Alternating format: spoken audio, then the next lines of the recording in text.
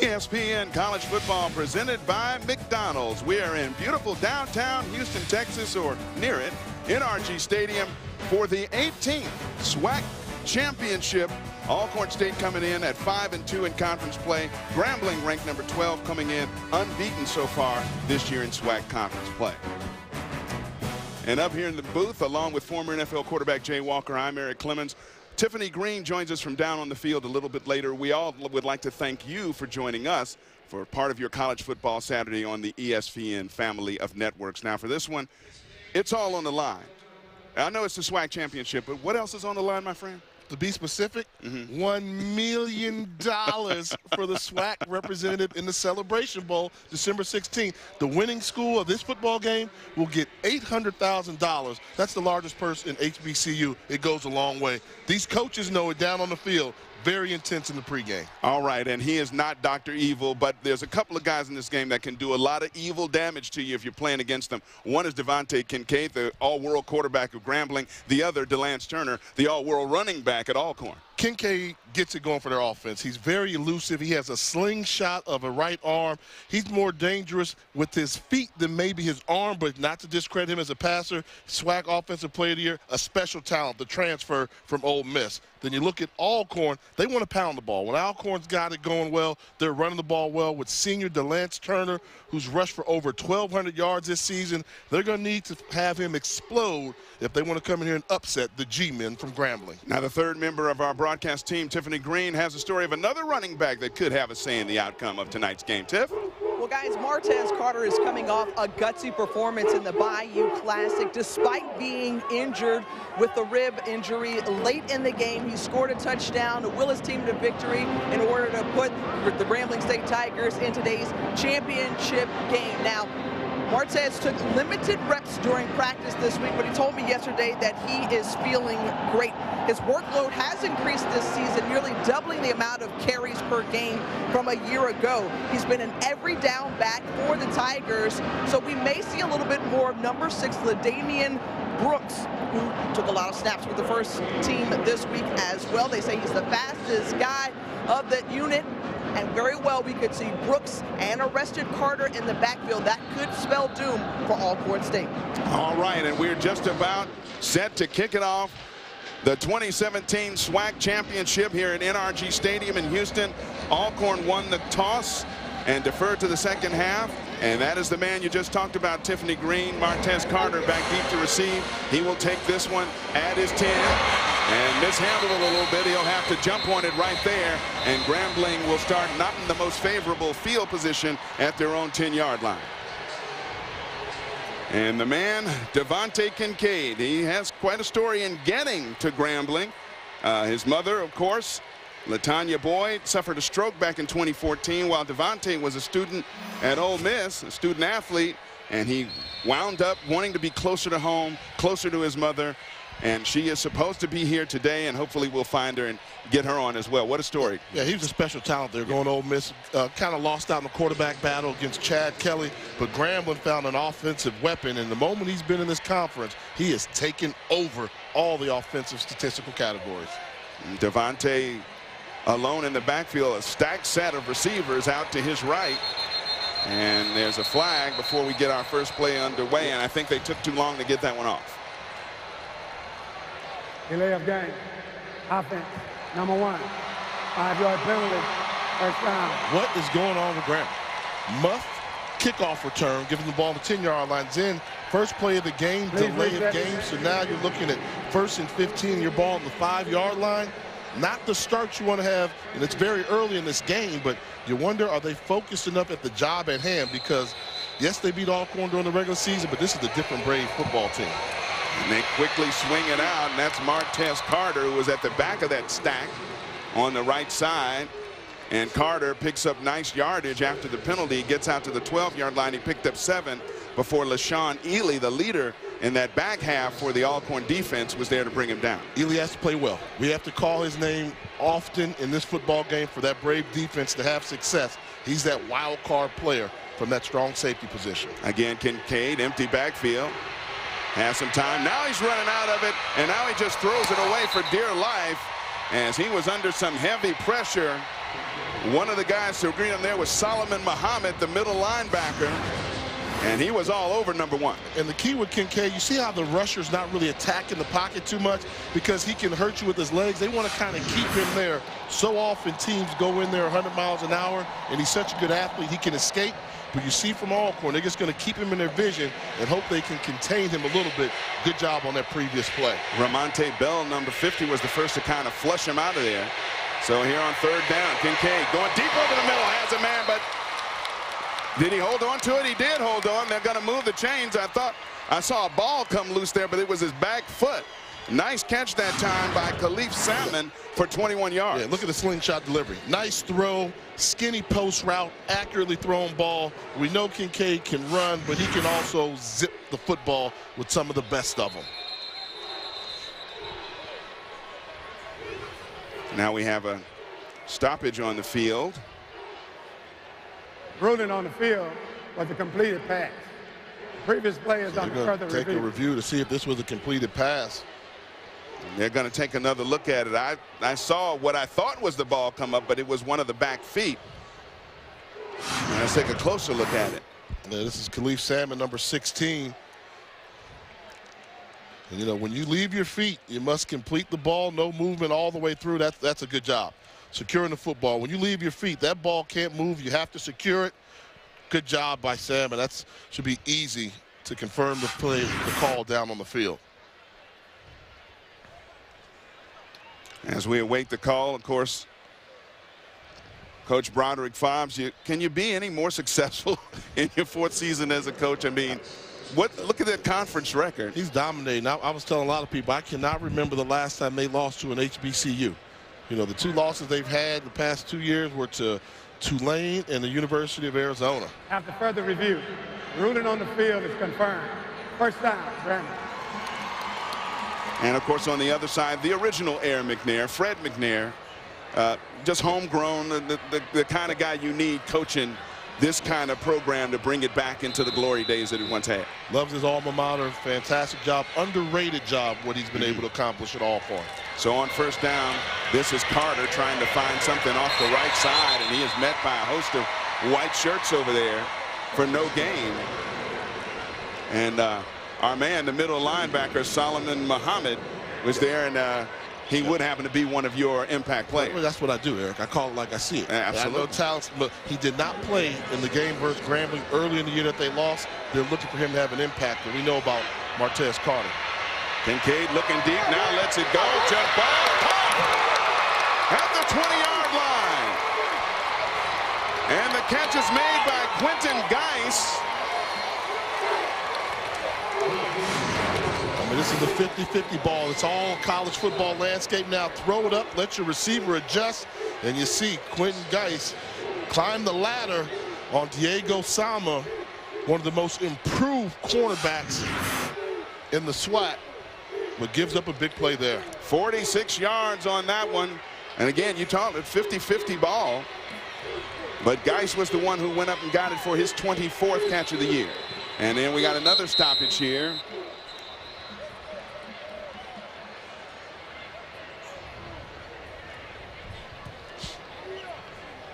False start. False start, going to go against Grambling. 5-yard penalty. And on First down.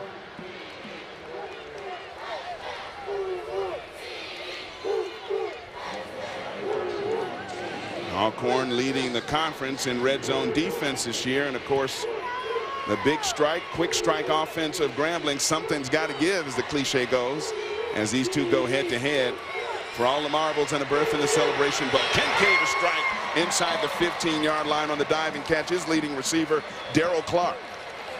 And once again, just look at the protection he's got, but the quick decision by Kincaid, his open read is there, delivers a strike. He's seeing things really well right now from the pocket early in this game. So with the penalty, 2nd and 4, as that completion picked up 11. Kincaid again, stepping up in the pocket, gets away, plenty of room. He's going to score with ease.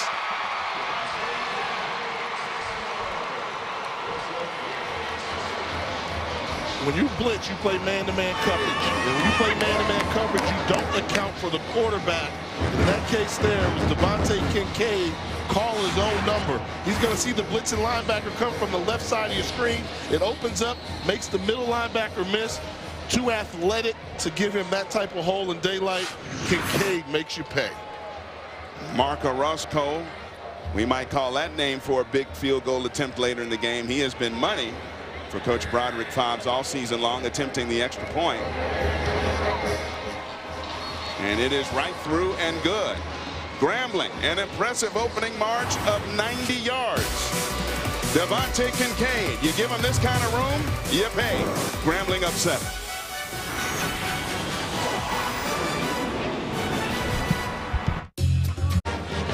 Welcome back to Houston, where the score, Grambling State on top 7-0. It's Fee Week here at ESPN, where we support cancer research, and that has a direct tie to Mark Orozco. Football may be in his future, but family comes first for the Grambling State kicker. Instead of following up his all-conference season as a sophomore, the Denton native returned home last year to care for his ailing father, Edwin, who was diagnosed with prostate cancer. He shuttled his dad back and forth to chemo treatments while working 2 jobs and taking classes at North Texas. And Mark told me it was the hardest thing he's ever done. But he said his dad always told him to keep pushing forward, and father and son both heeded that advice. Edwin is doing better, and the cancer is in remission. Mark hasn't missed a beat since coming back this season, and he says he's grateful to Coach Fobbs that he still had a spot for him on the team. And Orozco kicking it deep. DeLance Turner is back in his own end zone. He's going to bring it out. And Turner gets it out to the 19-yard line. A follow-up tip, join ESPN and the V Foundation in the fight against cancer. Visit v.org/donate. All donations benefit the V Foundation for cancer research. And Lenore's Footman about to lead the Alcorn offense out for the first time. They like to pound it. They like to keep it on the ground and control it. But this guy can hurt you with his arm and with his feet. Similar player to Devontae Kincaid, maybe just not as athletic. Step slower, which is not a bad thing. He can really hurt you with his feet as well. Alcorn coaches told us we might at times see 2 backs in the backfield. That's DeLance Turner in motion. Far side. And a give. Big hole up the middle. And going is P.J. Simons. And Simons crosses midfield to the 47-yard line. Great job by Footman. Watch how long he rides out this fake. Okay. Freezes the would-be tackler. And then at the end, it's all P.J. getting to the sideline. Huge hole. Big play for the Braves. P.J. Simmons coming in here with 636 yards rushing on the season, so certainly no slouch, playing a backup role to the SWAC leading rusher DeLance Turner. Offensive coordinator Fred Kite said, do not be surprised to see Simmons and Turner in the backfield. Feels like they've got a nice combination with 3 horses in the backfield. And you talk about Footman as well. This time Simmons in motion. And Footman nowhere to go with it, so he just went down. That'll be ruled a sack. Gave up on the play too soon. They were trying to set up a little running back swing pass out of the backfield. A Grambling defender flashed in front of Footman. Instead of just waiting and 1 second longer, getting that ball to the running back, Turner, he tried to create a little bit, played outside of the system, goes down for a sack behind the line of scrimmage. Now we get some movement in the interior of the Alcorn line, and the officials catch it immediately. 76. False start penalty. That'll push him back 5 more. And Alcorn needs to do something. Let's not, take it light. The fact that Grambling in their opening possession, they went 95 yards. Right? They drove that field, so if you know that your defense is going to struggle a little bit versus explosive offense, that puts more pressure on the offense to realize this could become a shootout. We've got to try and go score for score with the G-men. You saw frustrated Fred McNair there. He said penalties and mistakes have hurt his team, especially last week in the inexplicable loss to Jackson State, where they had all kinds of penalties and they just couldn't get anything going because of it. Here's Simmons again. Big lane across midfield, still on his feet. And Simmons gets down inside the 35-yard line, right about the 35, 36-yard line, before he's pushed out of bounds by Jatarius Pouncey. Yeah, this is just great vision by Simmons once again, but a huge hole to run through, but I like how he bounces it on the second level, gets outside for a huge gain. And this is a little bit surprising because Grambling only gives up 92 yards a game rushing. That's 10th best in all of FCS football. And their coaches told us when we talked to them earlier, they believed there were situations that Grambling could be gashed. That's 2 so far in the run game with P.J. Simmons. Grambling likes to play that 3-4, and the key is if a team's going to come out with 3 defensive linemen, you must control the line of scrimmage. Now Footman winds up keeping that one and diving forward, maybe 4.5 yards or so. It'll be second down and long, call it 2 yards. And one of the things you and I talked about, Fred Keiss, the offensive coordinator, he's probably one of the best OCs I've seen in the country when it comes to first series drive. Scripted plays, he gets defenses in formations, and he really does attack early in football games that we see right now. He scouted a couple things that have been able to get them huge lanes in the running game. And this is DeLance Turner, shakes a tackle, shakes a second tackle, gets down inside the 20 to the 19-yard line. And Alcorn showing that strong running game, blowing Grambling State off the football at the point of attack right now. And this is what Turner does. The hole wasn't as big as the one Simmons had earlier, but watch him run through the arm tackles. That's a grown man running the football, taking number 14 to Kevion Rockwell for a ride. He picked up 16 on that play. And here's Turner, big gas up the middle. Turner's gonna be stopped as he tried to dive into the end zone, but he'll be marked down at about the 2-yard line. Diamante Johnson was the one with the touchdown saving tackle. Percy Cargo, number 21, back there as well, 17 yards on that play. And Cargo barely got to him, but you see, DeLance Turner looks like he's running like a grown man tonight. Grambling, they better come up with some solutions. Turner gonna be stopped short, so it'll be second and goal to Kevion Rockwell. Was one of the guys in there on the tackle.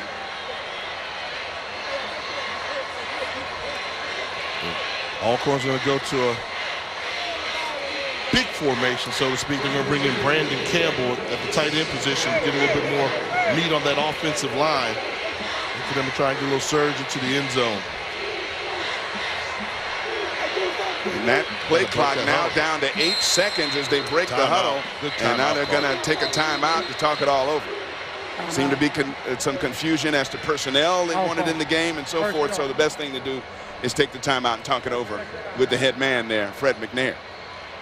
You know, that's one where even with the ball just on the 2-yard line, great job of clock management. You didn't get the play called in time, call a timeout. Yards are valuable in this part of the field.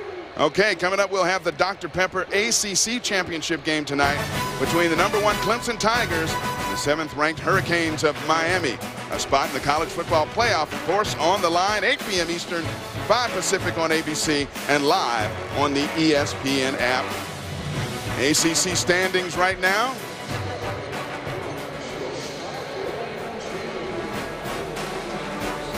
Yeah, I have Miami win, they would get in there. Yeah. They're playing. We talk about this game's for a lot of cash. That game tonight oh my is goodness. for a lot of money. Unbalanced line formation. DeLance Turner is the lone sit back. He gets it. He plows in.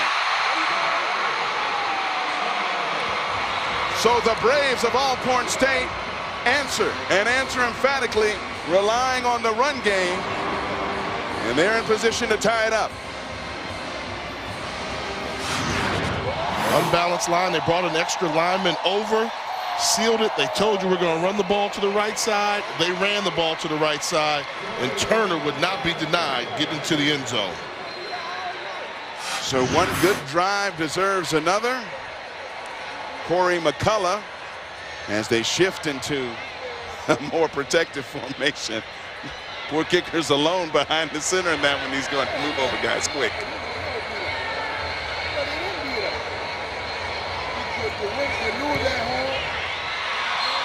And the extra point by McCullough is good, completing an 8-play, 80-yard drive. Took 4 minutes, 11 seconds, and the leading rusher in the conference, DeLance Turner, makes it 7-7. Third and 8, Williams. Welcome to Dr. Pepper Championship Week. I like their fans. Welcome back, NRG Stadium. We're tied at 7:50 to go here in the first quarter. And back deep to receive the kickoff is Martez Carter, standing at his 10. And they're gonna kick it right to him. He'll field it at his 12. Carter spinning off tackles out across the 30. Grambling will have good field position, and Devontae Kincaid was pretty good that first drive. Yeah, that first drive was all Kincaid. Good job from the pocket, throwing strikes, crucial third down conversion there, and then gave you the 50-50 ball with nice location, allowed him to come back. And what happens with a dual threat quarterback? Once they show off the arm, you forget about the legs. They come back and hurt you.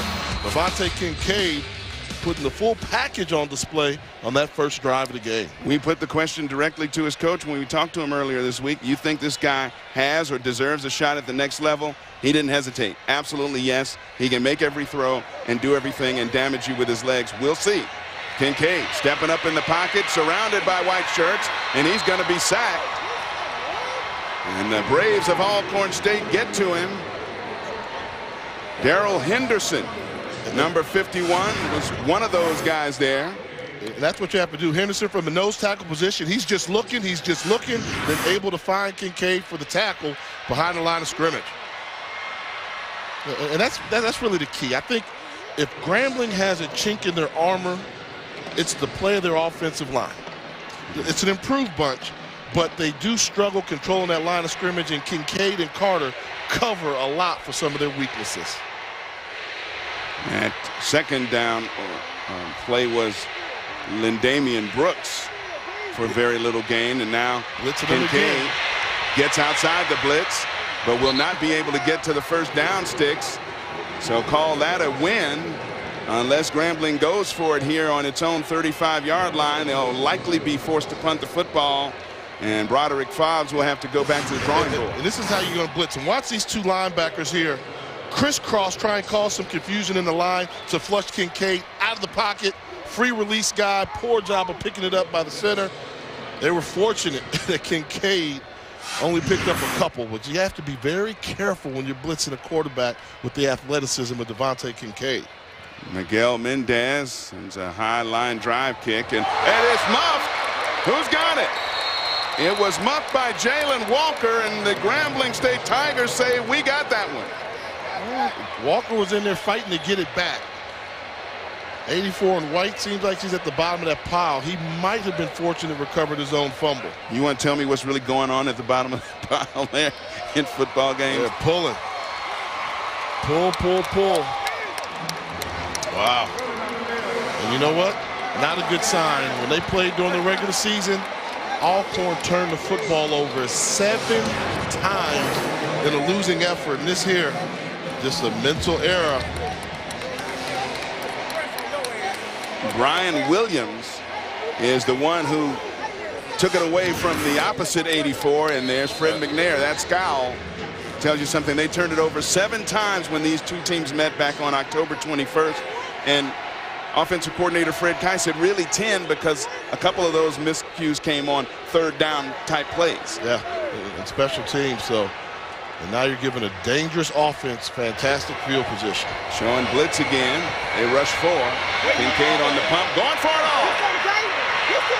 And great coverage on the far side that time by Javen Morrison, one of the top defensive backs. In fact, this entire back end they've raved about all week long. Yeah, they've really picked it up a little bit and not falling for the double move. Morrison, just a sophomore from Corinth, Mississippi, but he's been a nice little find for them. This was a secondary that really was a liability a season ago, but with the emergence of Morrison and Diego Sama improving his game, they become one of the strengths of the defense. So it'll be 2nd and 10 after the muffed punt.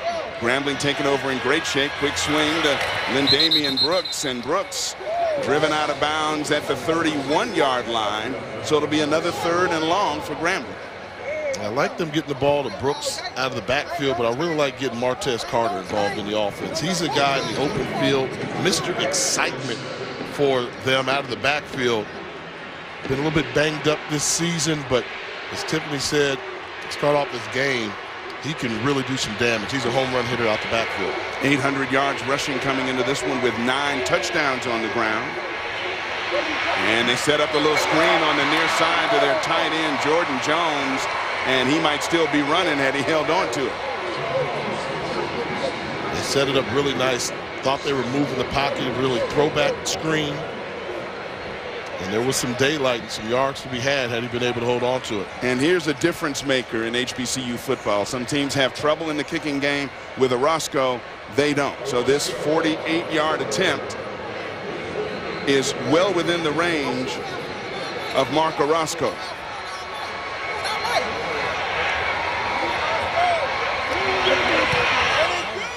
And Orozco has a leg, and he got it through. And through with a bit to spare. Mark Orozco perfect from 40 to 49 yards this year. He's now 2 for 2. And that one puts Grambling up top. Will anybody be able to stop the opposing offense? We'll find out.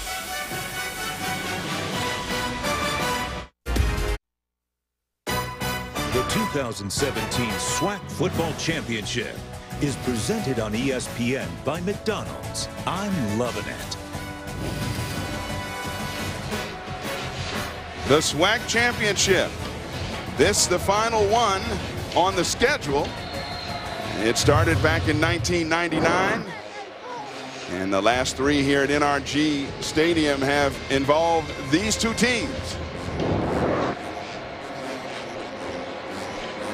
Kicking off will be Mark Orozco, and he's going to kick it deep to Marquise Warford, a name we haven't called yet, but could be a big factor in this one. He's still explosive.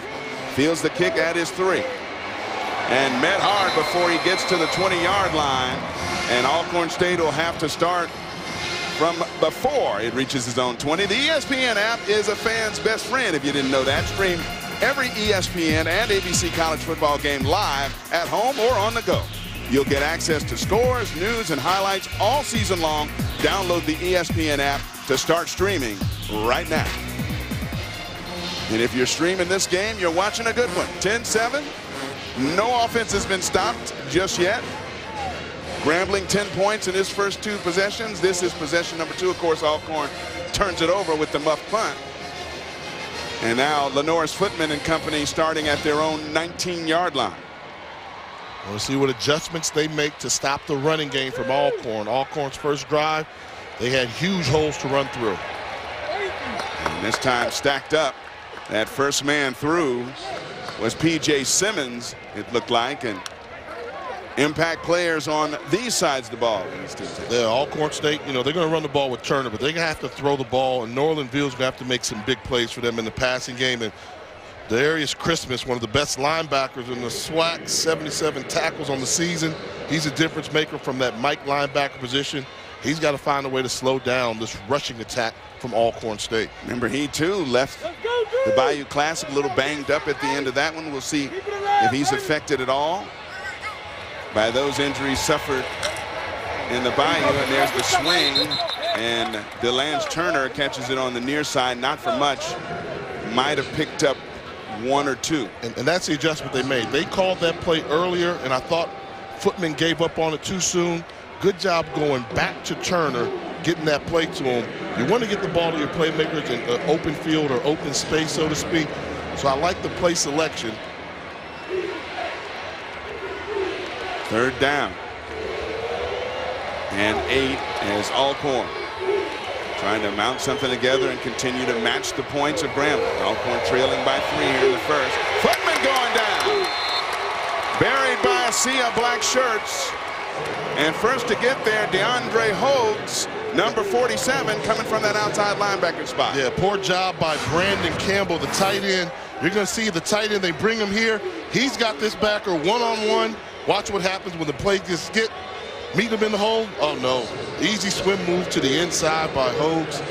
Campbell has to step up and meet him in the hole. He was absorbing the blow rather than delivering the blow to the linebacker. Corey McCullough will be punting it deep to Malik Root, standing at his own 40. McCullough should strike this one from around his 5. Line drive kick. And Root's going to play it on the back. T-muffs it. Braves ball. And a muff for a muff. Alcorn St has it at the 40.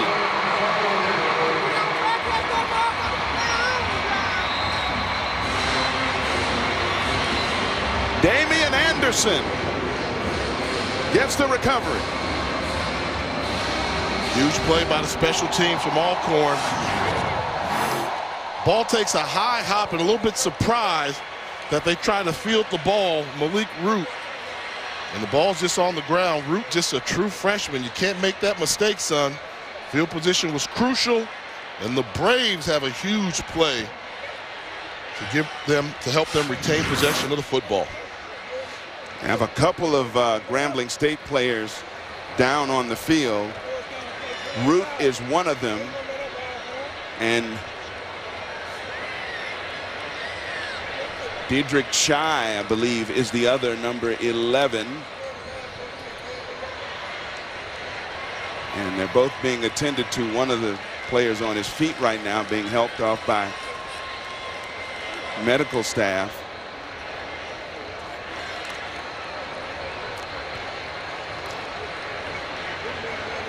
And Shy not able to put any pressure on that right leg, and Shy a pick 6 the last time these two teams met. And there's Root catching a long touchdown there. You got to keep an eye on that. Those are impact players. When Root, the wide receiver, he can make some plays, and talked about Shy there in the secondary, the defensive back. So yep, we'll see how that plays out, and hopefully for Grambling, these young men will be able to return back to the football game, but they're both hobbling off the field pretty bad. And neither one of them able to put much pressure or weight at all on their right legs.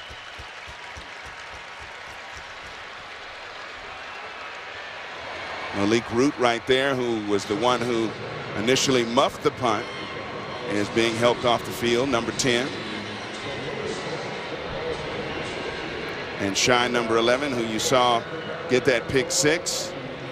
In the last meeting, again, 7 turnovers for Alcorn. Now we have 1 turnover on each side, both coming on special teams, muffed punts. So Alcorn, a chance to get some points on the board at the Grambling State 40-yard line. Footman fires far side, has a man, and that's Warford.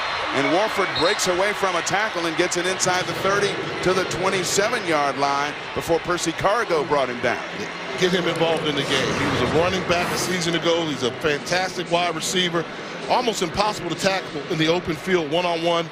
Makes a miss. And one thing we know about Marquise Warford, he's not afraid of contact. He is not going down easily, no matter how many Tigers get to him.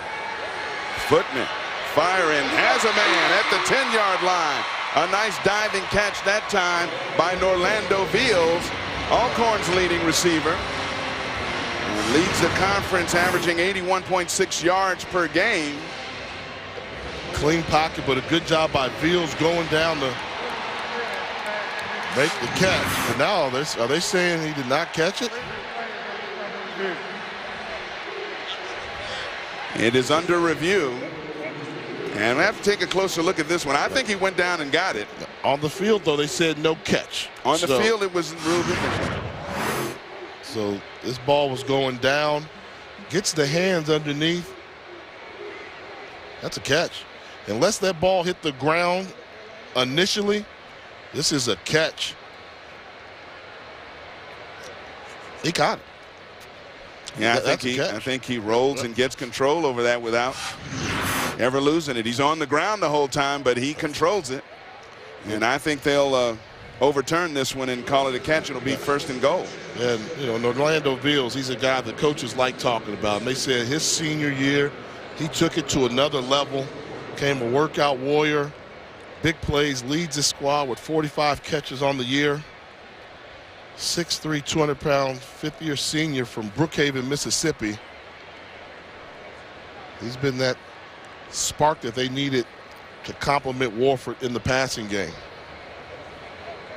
You know, that was something I remember talking to Coach McNair. I said, one thing the state of Mississippi always used to have was all these 6'3", 200-pound wide receivers that could move, whether it was Alcorn or Jackson State or, of course, Mississippi Valley State, home of the GOAT. And Veals is along that line.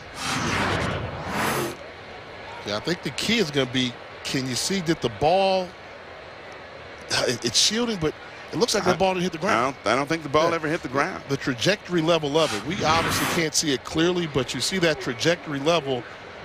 Seems like that ball hit him right around his hips.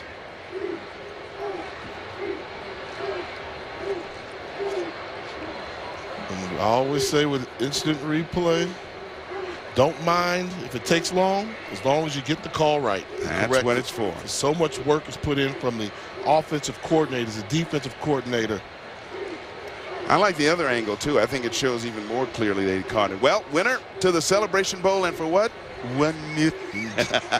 I love his Dr. Evil impersonation. And it's going to be something else. That North Carolina A&T team is loaded. Ranked 7th in FCS football. Aggie Pride is back. Pass is caught. 1st and 10, Alcorn on the 10-yard line. 1st and goal. So we got that one right, partner. Oh, yeah. That was a good one, as long as they get it right. And one more footnote on the Celebration Bowl. SWAC fans, you're listening. North Carolina A&T has already sold out their allotment of tickets. Wow. You think they know what's at stake? 17 yards on that sliding catch by Norlando Veals.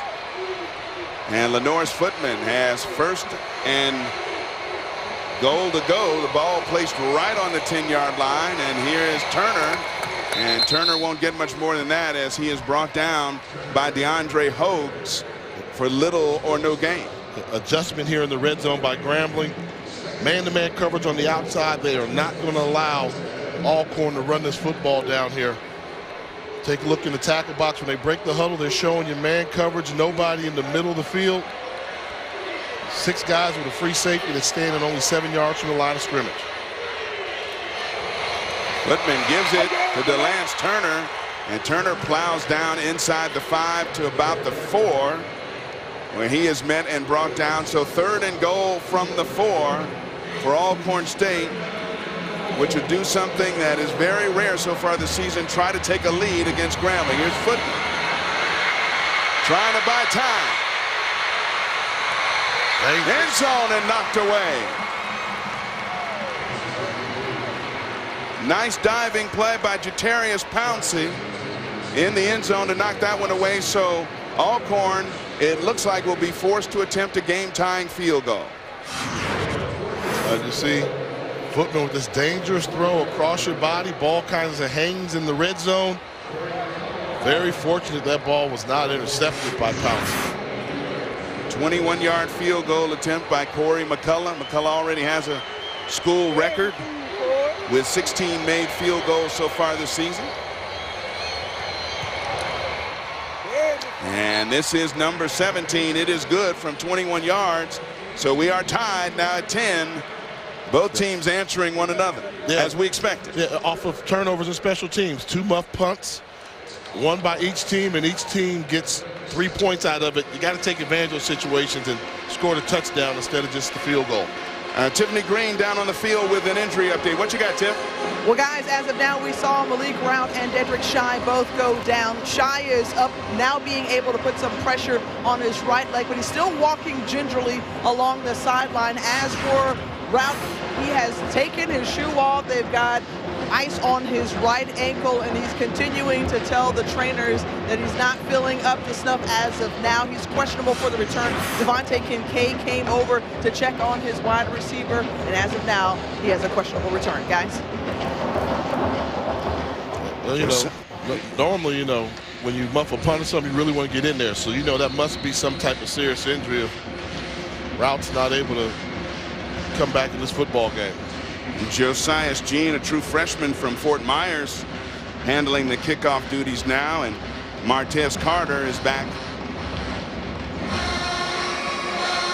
at his 10-yard line. They're going to go right at him, and he'll field it at his 9. Carter with a big lane, just tripped up as he was about to explode with that one, but instead he's taken down just at the 30-yard line.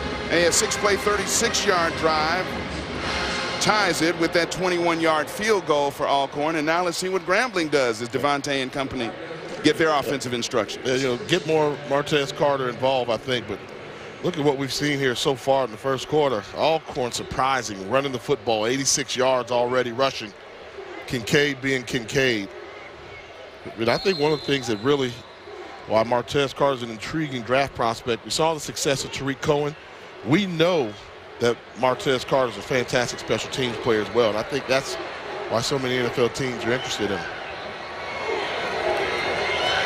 This is Kincaid on the fake to Lindamian Brooks coming across the formation, and Kincaid keeps it and is brought down by Theron Bonds after a short gain. And you see Alcorn continuing to win the battle at the line of scrimmage, even without the presence of Michael Brooks, their best defensive lineman, who, for some reason or another, is not able to play. Coach Fobbs has to be a little bit concerned about his offensive line's play. Really getting outplayed by the Braves' defensive front four. Big swing near side, and one of his favorite targets, Darryl Clark, tries to hurdle a defender, but Diego Sama is there and saying, not tonight. Maybe a yard. Fantastic open field tackle by Sama. Wide receiver tries to leap over him. Grab him by the ankle, bring him down. We've seen a few 3rd and longs for Grambling in this game. This offense isn't quite used to that. They're used to eating up big chunks of yardage in the pass and or running game. And save for a few longer completions on their first drive, haven't been able to put much together. Kincaid has that one blocked. Batted down right at the line of scrimmage. It'll be incomplete, and Grambling once again will be forced to punt. That D-line, because he had a wide receiver that was wide open on the curl throw. But the defensive line continuing to get the hands up. See, they're just looking at him. So anytime they're just looking, if you're not going to get to the quarterback, leap. Get your hands up in the air. Deflected pass and forces the punt.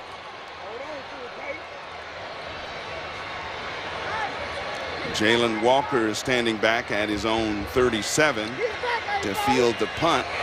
Miguel Mendez, and there's a fake, and he's got plenty of room, and he goes down. Well, he almost went down too early. Depending on the spot, he may be closer to the first down than he should be. He got it. Okay, I saw one official standing right at the 40, and I was going to say that's going to be trouble. Okay, he got down beyond the 40. He picked up 8, right. He picks up 8, and that's enough to move the chains, we think. That's the end of the first quarter as well. 10-all. We've seen a little bit of everything in this one. Alcorn State, Grambling State, playing for all the marbles, the berth in the Celebration Bowl. We are tied at the end of one.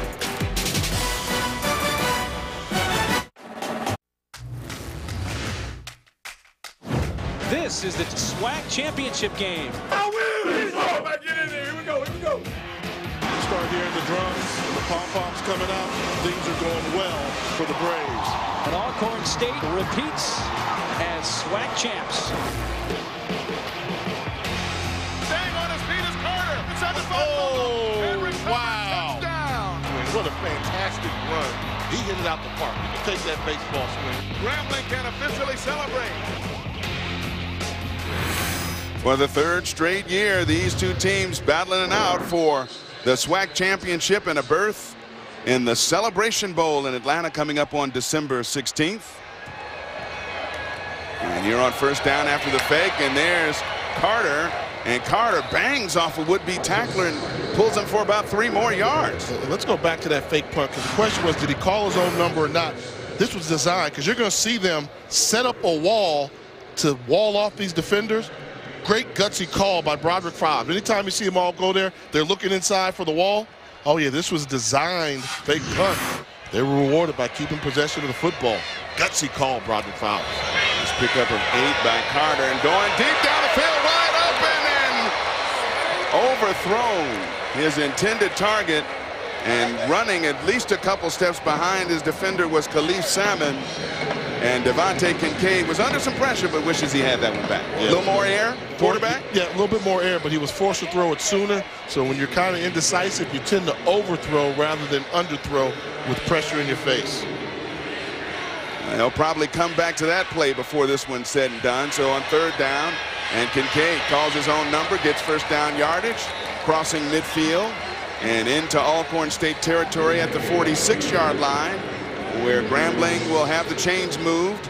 And it'll be 1st and 10 in this tie ball game. What a game we've had so far. SWAC Championship here at NRG Stadium in Houston, Texas. Eric Clemens joined by Jay Walker, Tiffany Green with us down on the sideline. Thank you for being with us here on ESPN's family of networks. And we got a dandy so far here in the 2nd quarter. This is Carter trying to spin off would-be tacklers and gets inside the 45 to the 44-yard line. So it'll be 3rd and call it about, or 2nd, I'm sorry. 2nd down, call it about 6, maybe 7.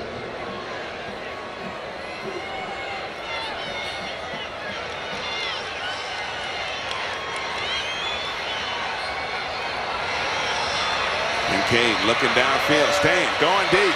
Another jump ball, and he threw it over the back shoulder of his intended target, Salmon, who was looking over the inside shoulder, couldn't get turned around in time to catch it. And what we're starting to see is an offensive coordinator, Eric Dooley, really trying to get those one-on-one matchups, not afraid if a guy is well covered to take that deep shot down the field.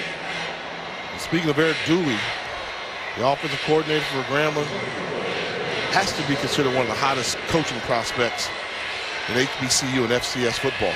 We'll talk a little bit about that at halftime. A pretty dangerous pass, and staying on his feet on the far side of the field is Kobe Ross, and Ross gets down inside the 30-yard line for first down yardage. Yeah, Quentin Smith has to make this tackle. Number 26, you have to make that tackle. You come in a little bit too high, good athleticism, able to pick up the first down after the contact.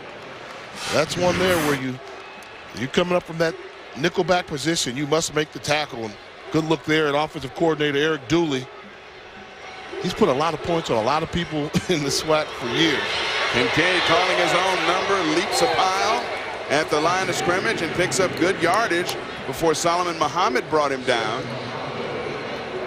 I say, why is he one of the hot coaching prospects? I mean, Grambling this year is averaging 32 points a game, and previous year they averaged 36. And when he was at Arkansas Pine Bluff, they put up points. When he was at Southern, they put up points.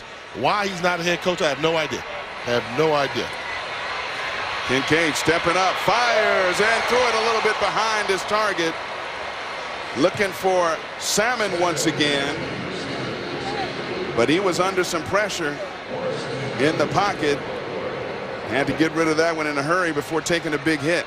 And I think you mentioned it earlier, Kincaid's throwing a lot of fastballs. He's not throwing a lot of changeups. So right now he's out there throwing. He's not passing. Passing is when you make the throw that's called for the occasion. Right now he's locked and loaded, a little juiced up right now. That ball's flying off his right arm. A little extra adrenaline for the all-conference quarterback. We get some movement along the right side of the Grambling offensive line, and sure that'll be a false start against the black and gold. So it'll be 3rd and almost 10 once they get through marching this one off. 5-yard penalty, 3rd down.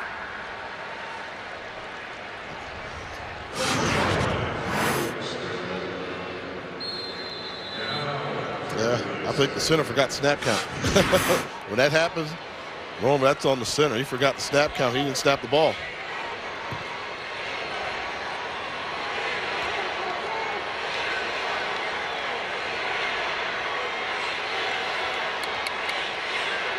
So 3rd and 10 after the 5-yard penalty, and Kincaid blitz on. Gets out of it. Kincaid inside the 20. Kincaid still on his feet, and he'll be knocked out at the 5-yard line. And we talked about it. Devontae Kincaid can do a lot of damage with that quickness. Like Kincaid, but watch Martez Carter. Watch this. This is how you play the running back position. They're going to send a blitzing linebacker. Boom! He's going to stuff him. Meet you in the hole. You're not getting him a quarterback. That freed Kincaid to do what Kincaid does. But that's how you attack a blitz. If you're going to blitz a quarterback, body on the body, good job by Martez Carter.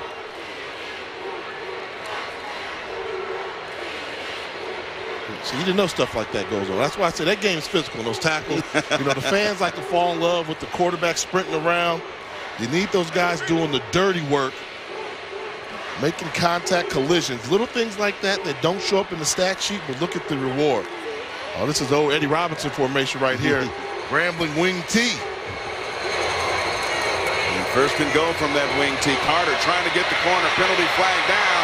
Carter gets the corner and gets into the end zone, but there is a flag down on the play.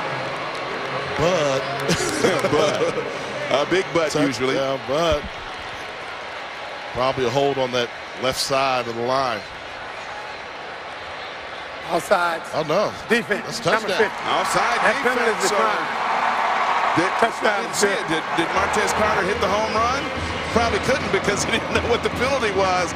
But Martez Carter has a touchdown, and here in the second quarter, Grambling back ahead 16-10 pending the extra point. You know, Grambling defensive linebacker coach calls Martez Carter muscle hamster. He showed you the muscle and then showed you the speed to get to the corner. Mr. Excitement.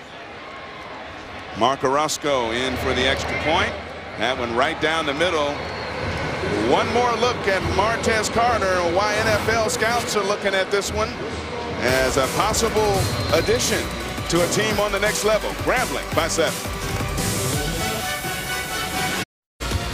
Don't forget to tune in for the Dr. Pepper ACC Championship tonight at 8 p.m. Eastern on ABC, and of course streaming live on the ESPN app and all the good stuff. And Grambling fans happy about that touchdown. Mark Orozco in to kick it off. Marquise Warford back deep, standing at his 3-yard line. Think there'll be some turnover change tonight in that game there, Miami and Clemson? That'll be a good one. Deep kickoff. Warford will down it in his own end zone. Tiffany Green standing by with an injury update. Tiff?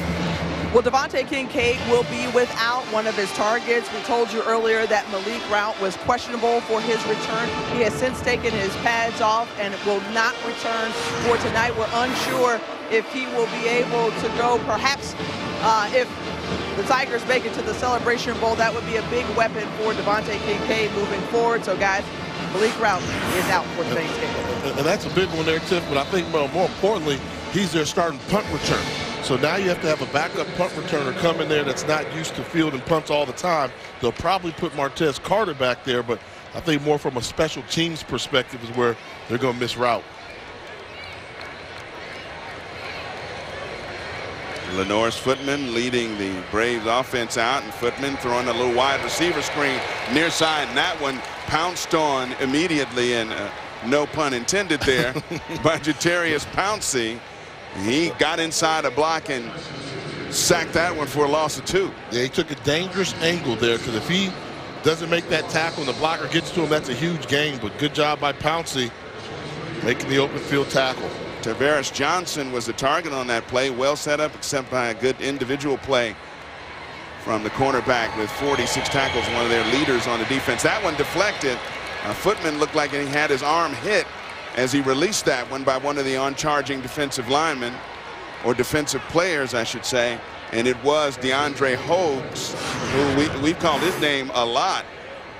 Yeah, with the blitz there, it's actually Jeremy Carter, yeah, number 34, able to come around. And when you're a 6'3", 215-pound outside linebacker, use those long arms to disrupt the pass. Footman under some pressure again, steps up between it, throwing deep. Not even close. And that one well overthrown, maybe triple coverage. Yeah. Penalty flag coming up, though, so this may have something to do with it. Did they rough the passer after the throw? It came in late. Holding. Offense, number 57. That penalty is declined. 4th down. And the miscues in the game, the excitement earlier, we've seen Grambling have an opportunity to field a punt and turn it over, and not to be outdone, Alcorn turned one over as well. But think about this. What's the strength of Alcorn offensively? Who are we talking about in the open? The run game. That last series, game's getting tight, you're getting down, falling behind. You go 3 straight passes. You take the ball away from DeLance Turner, and that running attack to start throwing the football, I think it's a little bit premature to do that. And a timeout on the field taken by Grambling. 30 seconds. And Malik Root, who Tiffany Green told us about, is out for the remainder of this game. The true freshman and starting punt returner is backed up that now by Khalif Salmon, is going to be back deep to receive that punt. Hey, in basketball, we get an FCS upset. Grambling beats Georgia Tech 64-63. They had lost 63 straight against Power 6 teams. Deontay Jones of Grambling, 18 points, 9 rebounds. That's almost like a 15 beating a 1 in the NCAA tournament. When it's contagious, when the football team starts rolling, basketball starting to do it. So, you know, let's make no mistake about it. The Grambling's in the football business. Yes. If basketball wants to come along, okay. Right. But Grambling is definitely in the football business. Congratulations, G-Men. Corey McCullough should strike this one from about his 7. And Khalif Salmon standing back at his 38 to field this rugby-style kick. Going to the far side of the field, and dead bounces there at the 40 and will be downed at the 38-yard line, where Grambling will take over good field position. The Tigers, G-Men, up by 7. We'll be back. The 2017 SWAC Football Championship, brought to you by Dr. Pepper, the one fans crave. And we're in the 18th version of the SWAC Championship, and a key contributor to the Alcorn defense, Michael Brooks, in just his jersey. No shoulder pads, no uniform. He is not playing, obviously. Coach did tell us when we talked to him a little bit yesterday, there's a bit of a flu bug going around on the team. He said a lot of players were sniffling and coming up with fevers. Maybe that is the case. They're going to miss that young man here. This game goes on. You need that defensive line to apply more pressure on Grambling's offensive line. Say it again. There's a chink in this Grambling offense's armor. It would be the offensive line. Brooks leading that Braves defense with 6 sacks. Kincaid throwing to a wide open receiver on the near side. He underthrew Kobe Ross, and Ross might still be running. And you know what it is?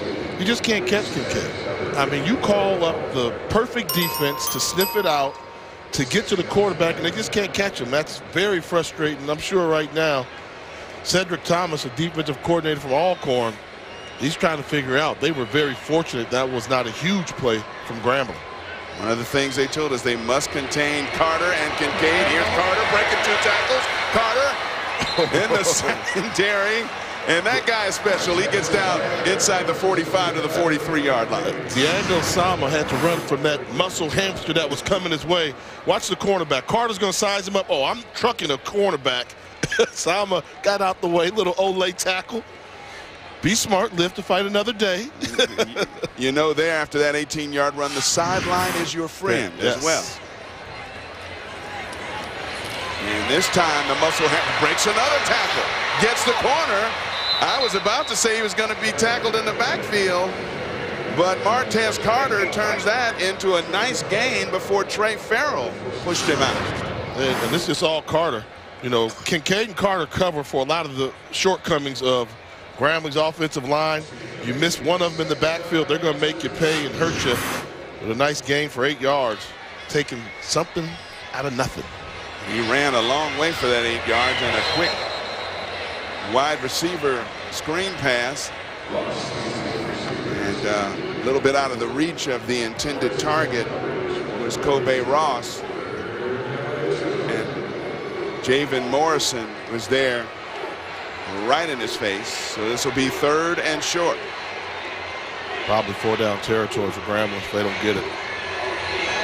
And jumping over a tackle that time and getting 1st down yardage is Brooks. And Damian Brooks, who we were told might see some action, the fastest man on this Grambling team, picks up a fast 5 yards. That's a speed right there. Yeah, if you miss the tackle, Grambling's going to make you pay, particularly in their backfield between Brooks, Carter, and Kincaid. You miss that tackle with a chance to get a negative play, they normally hurt you for a huge positive play. In motion is Darrell Clark. And blasting off the right guard spot is Lindamian Brooks once again. Brooks coming into the game with only 12 carries for about 30 yards, but he has made his presence felt out of the backfield, spelling Martez Carter. LeSean Ely coming up to make the stop there. So it'll be second and manageable for Grambling, looking impressive with the ground game so far in this drive. And here's Kincaid. Far side has his man. That time he gets Darrell Clark once again, and they'll move the sticks down to the 15-yard line. After that, hook up Quentin Smith on the tackle. Yeah, not an easy throw from Kincaid, but he made it look easy from the right hash all the way across the field in a hurry. Grambling picks up another first down. Now we have a stoppage on the field, maybe an official's. No, Alcorn takes a timeout, maybe to reassess things with the defensive strategy against this one, is Grambling making it look a little easy, both in the ground and the passing attack on this particular march. And this is one of those times where if you're Grambling, you're the #2 ranked team in HBCU football, ranked in the top 15 in FCS football. This is when you try and put this team behind the 8 ball, go up by 2 touchdowns, not just 10 points. Check out The Undefeated for exclusive HBCU content. Click on the HBCU tab on theundefeated.com. Donovan Dooley has an article up on HBCU ballers to look out for this college basketball season. And saw a few of them in that upset at Georgia Tech. That's true too. You go to Undefeated right now. They just posted my re-rankings of the top 5 HBCU bands this year. So the only thing I'm gonna tell you, go check it out. If you disagree with me, go to @JWalkerSky. But I will tell you this: the King is back. In terms of the ranking, the #1 team band, I think the King is back. That's all I'm gonna say. Okay. Jay Walker also there on the Undefeated, so check it out. Kincaid fires over the middle, has his tight end, spins off the tackle and goes into the end zone. Touchdown, Jordan Jones.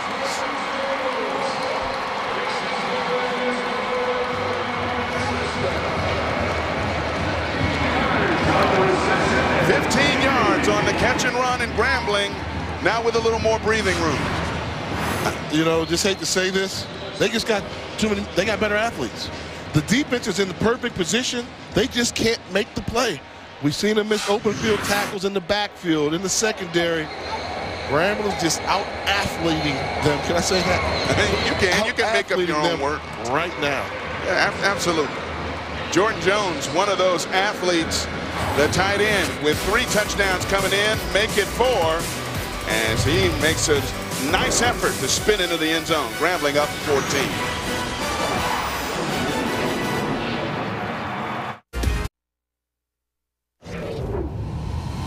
Today's AT&T Field Pass on Thursday here in Houston. The 2017 SWAC Hall of Fame class was celebrated. Among the recipients was Alcorn State's Roydell Young. Young helped the 1979 Braves team win the SWAC, chosen as a first-round pick of the Eagles in 1980 and a Pro Bowler in 1981. Congratulations to those folks. You know, as always, looking forward to my induction March 9th into the MEAC Hall of Fame. Okay. So now, you know, price just went up to kick it with me here. Speaking of kicking, Mark Orozco is going to kick it off now and kicking deep to Marquise Warford. And this one will be fielded at the 1. Warford. And Warford gets out across the 25 to the 27-yard line. And as the Alcorn offense takes the field, we go down to Tiffany Green with more on their star running back. Well, DeLance Turner, you said, Jay, they have to get him going, and he certainly was talking to me this week about just being a good old country boy who just loves mud riding. But the Braves' unassuming running back has really come out of his shell this season. And talking with offensive coordinator Fred Keist this week, he told us that his voice is the one that's filled the room. He's gone to the drawing board, shown guys plays. He's the one who spends countless hours in the coach's office watching film, drawing up plays, even suggesting plays plays for the offense. And Turner told me his football dreams in the NFL may not materialize, but certainly that has had no bearing on his leadership. Late pitch to DeLance, and DeLance has room, spinning off tackles out across the 45 to the 46-yard line, and that's the DeLance Turner they've come to love this year. Oh, he can run it, but Tiffany, I got to ask you a question. I'm a city boy. What is mud running? Well, I had to ask the same question, Jay, but it's when you take your pickup truck and just go riding in the mud. That's it. As simple as that. It don't take much. 20 yards for DeLance. Hey, we got the head coach who catches snakes with his bare hands. So I imagine got a couple players there who do some stuff that us city. That's why you go to school at Alcorn. I guess so. You don't go to Howard or Southern, one of those schools like that in the cities. Fumble, loose ball. Who's got it? The Tigers say they have it, and they're running off the field. They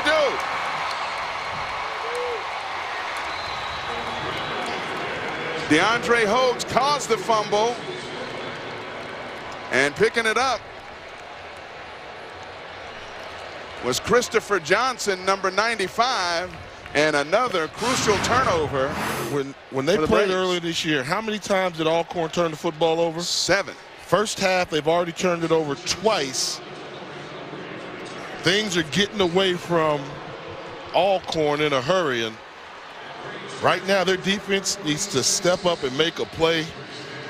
Do not allow Grambling to score a touchdown right now to increase this lead.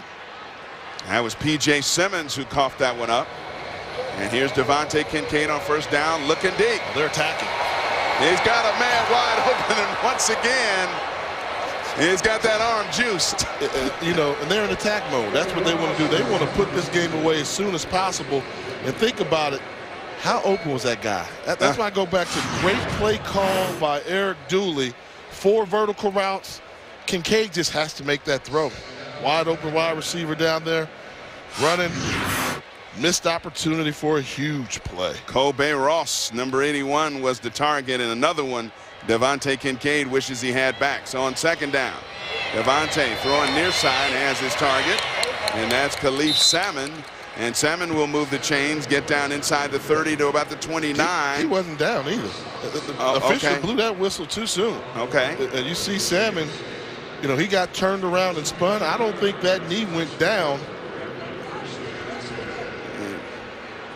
They ruled him down, and he'll get 17 yards out of it. Let's take a look. Okay. It did go down real quickly. Good job, referee. Apologize when I'm wrong.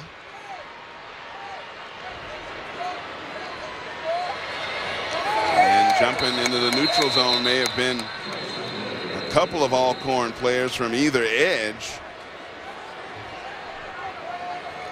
Could have been the far or near side. Or maybe they were drawn off. Let's see how they sort it out. Our referee today, once again, Eddie Kelly. Because I'm wondering why they stopped the play. That's what you want, a free play. It seems like the defense was trying to retreat back. But why would they eliminate the opportunity for Grambling to have a free play? And it's not like there was a threat to Kincaid. Well, that's what I was going to say. Maybe they thought it would wind up. Number 37.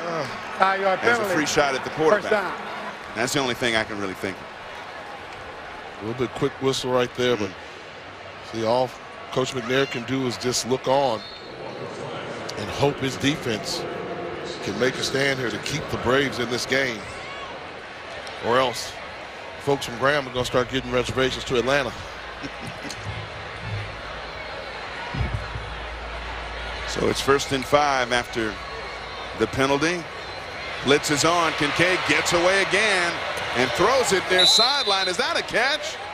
They are going to rule a catch that time as he found Kobe Ross. It's not fair. This is the perfect defense. You've got a linebacker blitzing. Can't make the tackle on Kincaid. I'm telling you, Kincaid covers up a lot of things for this Grambling offense. I mean, a play like that should be a 10-yard loss. Instead, big pickup on first down for Grambling. That's a nice effort for a 2-yard gain, but they're going to have another look at it. I saw your face when you saw the replay. You grimaced. I grimaced a little bit. I'm not sure when he got control of the ball at the feet or a foot had been established in bounds. Let's see here. Let's see. He's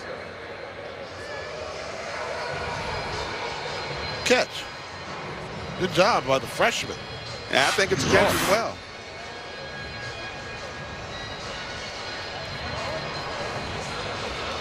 Well, that's what's at stake. Broderick Fobbs wants to get his team there. Can they repeat as Celebration Bowl champions? North Carolina A&T won the inaugural After further Celebration review, Bowl. the ruling on the field is confirmed. Completed catch. And as we mentioned, the Aggies.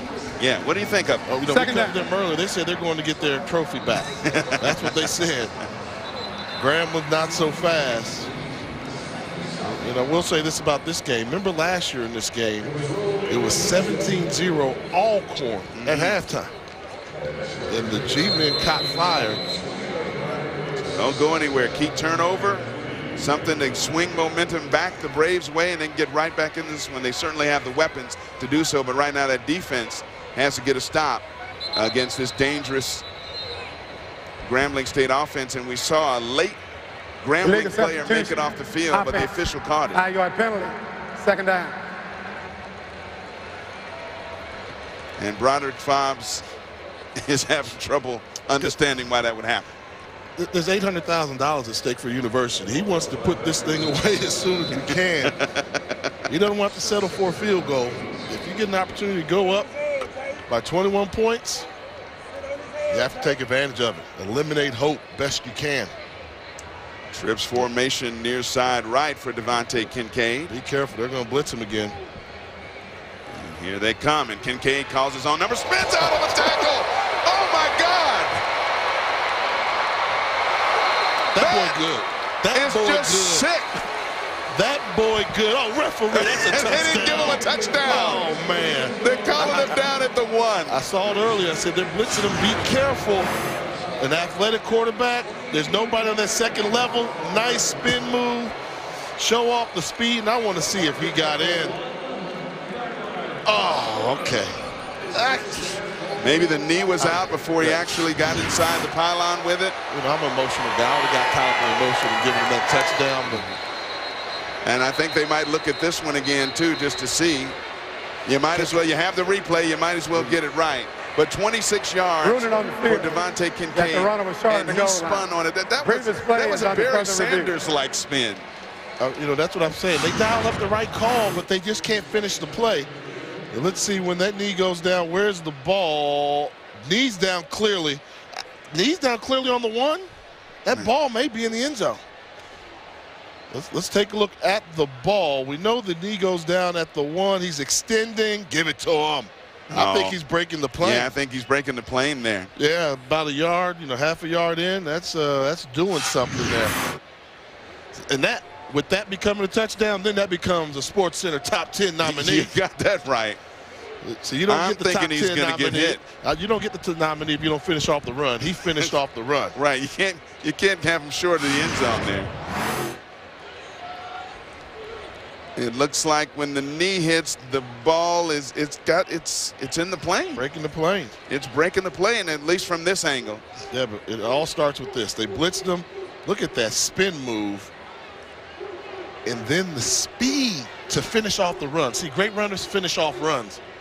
And Diego Sama and the defensive lineman still looking for body parts down on the field that were left there because of that spin move by Devontae Kincaid. What an outstanding run and instinctive play that is.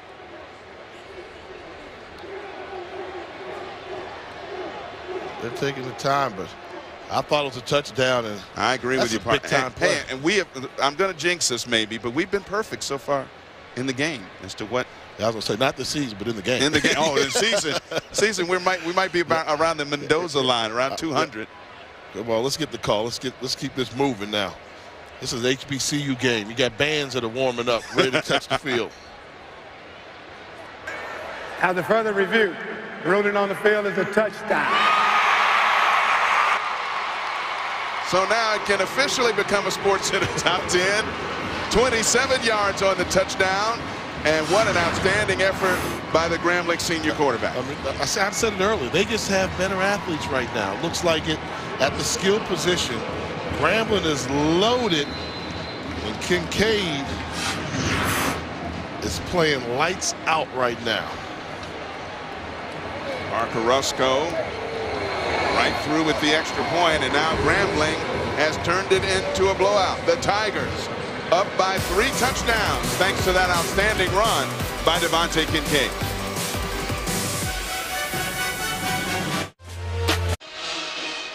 Tomorrow we'll have the exclusive reveal of the final college football playoff rankings and which 4 teams will make that playoff. Reese and the guys will also unveil the other New Year's 6 bowl games and break it all down for you in this 4-hour-long special. It all starts at noon Eastern on ESPN and the ESPN app. And Devontae Kincaid dancing to the beat of the world-famed Tiger Marching Band as Grambling has scored the last 21 points in this one and have blown it open right now here in the first half, leading it 31-10.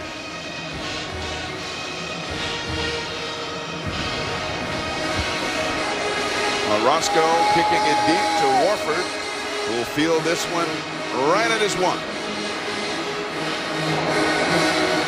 Warford looking for room and a wall on the near side and dancing around a little bit. He'll get it out over the 30-yard line with a nice effort to the 32 as he runs out of his shoe on the Grambling sideline.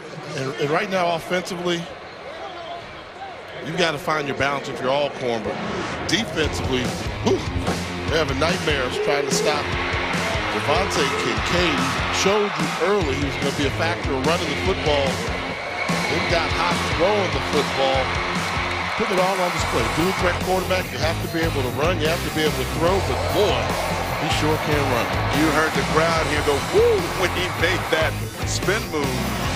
Outstanding so far for last year's Offensive Player of the Year in the SWAC, and Lenore's Footman gonna have to engineer a march here as we are 4:31 to go here in the first half. Footman, little bubble screen to his wide receiver far side, and spinning off some tackles before being smacked hard is Tavares Johnson. On the far side, he was smacked hard by Percy Cargo. If I'm Alcorn State right now and offensive coordinator Fred Keiss, I'm getting Marquise Walford, because he's an athlete, and Delance Turner in the offense. Those two. With a little bit of Footman. You guys got to get us back in there because Grambling is flying to the football. You got to beat speed with speed. And the wide receiver screen on the near side, and Warford is swarmed under by several black shirts who react to the football with all speed, and he's going to lose a little bit on that. Grambling flies to the football. You know, I like the idea you get the ball to Warford, see if he can make something happen, but great team defense by the Tigers. Defensive coordinator Everett Tide, underappreciated defensive coordinator. The offense has all the star power, they get all the accolades, but this defense led by Dearius Christmas, they're a pretty active bunch. And this is when they like to blitz. One of the nation's leaders, tops in FCS in sacks with 45. They have a few coming into the day, and they were getting close to Lenore's Footman, who was rolling out to his right. He was looking for Jalen Walker on the far side and skipped that one in, incomplete. So 3 and out, perhaps, for Alcorn State. And we talked about the Grambling defense. They've been outstanding all year, averaging 4.1 sacks a game, and they already have a couple in this one. They're winning the battle with their speed. You know, the sacks and tackles for loss, that's all in the trenches. Turnovers, gains, that's secondary. And anytime you got a quarterback with only 3 interceptions like Kincaid has, they're going to be one of the tops in FCS. They were number 2 overall. McCullough kicking it deep to Khalif Salmon. A little low end over end punt. Gets a good bounce, however. And that one will be marked out at the 26-yard line where Grambling will take over.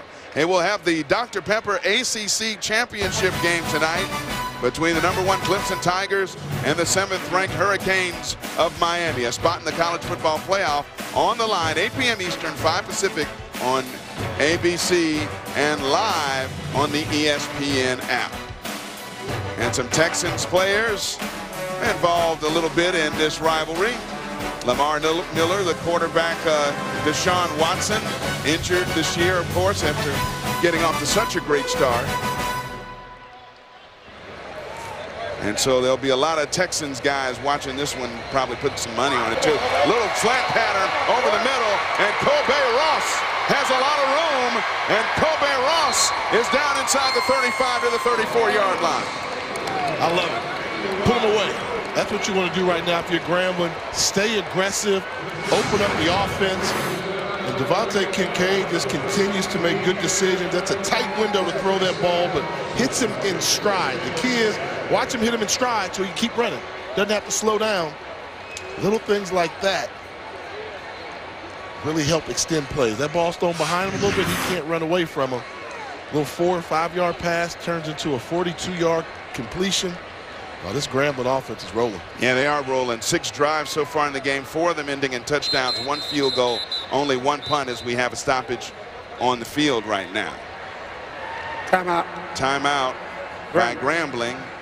They want to talk things over and make sure they do, as you talked about, try to put this thing away before we even get to the Battle of the Bands at the half. At halftime. At halftime, the band's going to have it cooking, but we got some talking to do. We need to talk about a couple things, Eric Clemens, and we're going to talk about all these HBCU job offerings that are their head coaches. Now, you're not up for any of them. I don't coach. I'm undefeated up here. I'm winless, but I'm undefeated in the booth. And that is one of the best answers you've given all year. and the give me 5, give the people what they want. But I've been doing a lot of work over the past week or so, trying to find out what I think is going to happen. Some things I'm pretty sure are going to happen, but I can't disclose. So we're going to have a long discussion about that. Lots of job openings, which in turn could create more job openings at other places, but you're going to run it all down for us. There you go, huh? And you give me 5 as well, right? Yes. All right. And Devontae tries another spin, that time after the fake to Martez Carter. But he remains in the arms of Ramonte Bell that time. Keep throwing the football. Normally I'm a guy that likes to give him a little break a little bit, but until Alcorn can show you they can, 1, stop your pass, and 2, stop your quarterback from running, I'm throwing the football. Open up the offense. And they come on the blitz from both sides, and Kincaid shreds it. Kobe Ross inside the 10, down to the 7. Oh, this offense has been outstanding so far in this first half. Yeah, they're bringing a cornerback blitz. Doesn't get there. If you don't get to a cornerback on the blitz, he's going to hurt you. And, a lot of people call football like a game of chess. Right now, Eric Dooley's clearly winning the game of chess versus Cedric Thomas, a defensive coordinator for Alcorn. 27 yards on that catch and run, and we have called the number 81, the redshirt freshman out of Decatur, Georgia's Martin Luther King High School, Kobe Ross, who has had a big afternoon so far. This Kincaid calling his own number, looking for his 3rd rushing touchdown of the game. Instead gets right about to the 5-yard line, so it'll be 2nd and goal, and we get inside of a minute to go before the half here in the 2017 SWAC Championship. I'd take a couple more throws into the end zone and basically just say, Devontae, what do you want to do? I mean, you're at that point, put it in his hands, call a pass play, and he can determine if he wants to run it or throw it.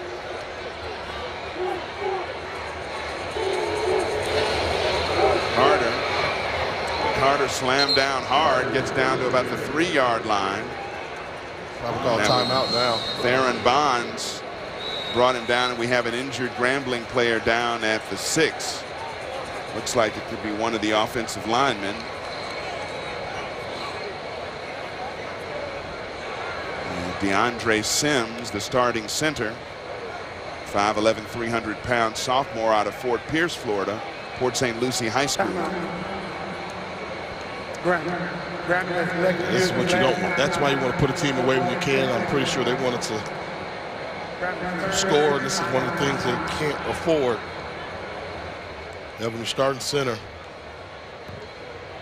get injured at this point in the game, but what an impressive performance by Grambling offensively. And remember, as we talked about before, Kincaid had a couple of touchdown passes that he overthrew, or maybe the score would be the same. They might have scored it a different way, but Kincaid would have a lot more gaudy numbers in the passing column as opposed to the running column. Yeah, they really got it working, you know. And as I'm watching Kincaid, you know, one thing about, I think one of the most scrutinized positions is playing quarterback at Grambling because of the legacy from James Harris to Doug Williams, Mike Williams, and then you start thinking about, you know, the guys like Bruce Eugene and Kendrick Nord and those folks. And, you know, just say, wow, I'm wondering where Kincaid would rank amongst them. Pretty hard to say because, you know, he just transferred in. I see a future give me 5 on Grambling quarterbacks with after he leaves. Yeah, I did one earlier.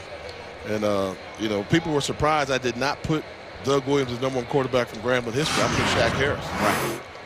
And here's a look at how Sims was injured. Got rolled up on from behind, engaged in a block. See number 64 gets rolled up on by a would-be tackler from Alcorn St. And that's the offensive lineman's biggest fear. You can't defend yourself against something you never saw coming up from the backside of you. You're just engaged in your block. And the sophomore not putting much pressure on that left leg. DeAndre Sims being helped off the field. And we certainly hope his injury is not severe. He's backed up now by William Jefferson, 6'3", 275-pound sophomore out of New Orleans. So a less experienced center in there, though both of them sophomores. And so with 27 seconds to go in the half, now we got another timeout on the field. Final timeout. Alcorn uses its final timeout of the half to discuss things. Smart use. I mean, right now you want your defense to make the play. 30-second timeout. See if you can keep them out of the end zone. SWAC championship history, the first game played at Legion Field in Birmingham, Alabama, way back in 1999. I was but a wee kid back then. Southern defeated Jackson State by a point. And then 2013, the championship game was officially moved here to NRG Stadium, Houston, Texas. And final game, maybe at least that's what they're telling us here. You're watching it unfold right here on ESPNU this afternoon. The only thing I'll comment on, I think the move from Birmingham to Houston was a good one. Because there were some cold SWAC championships. There were some cold ones.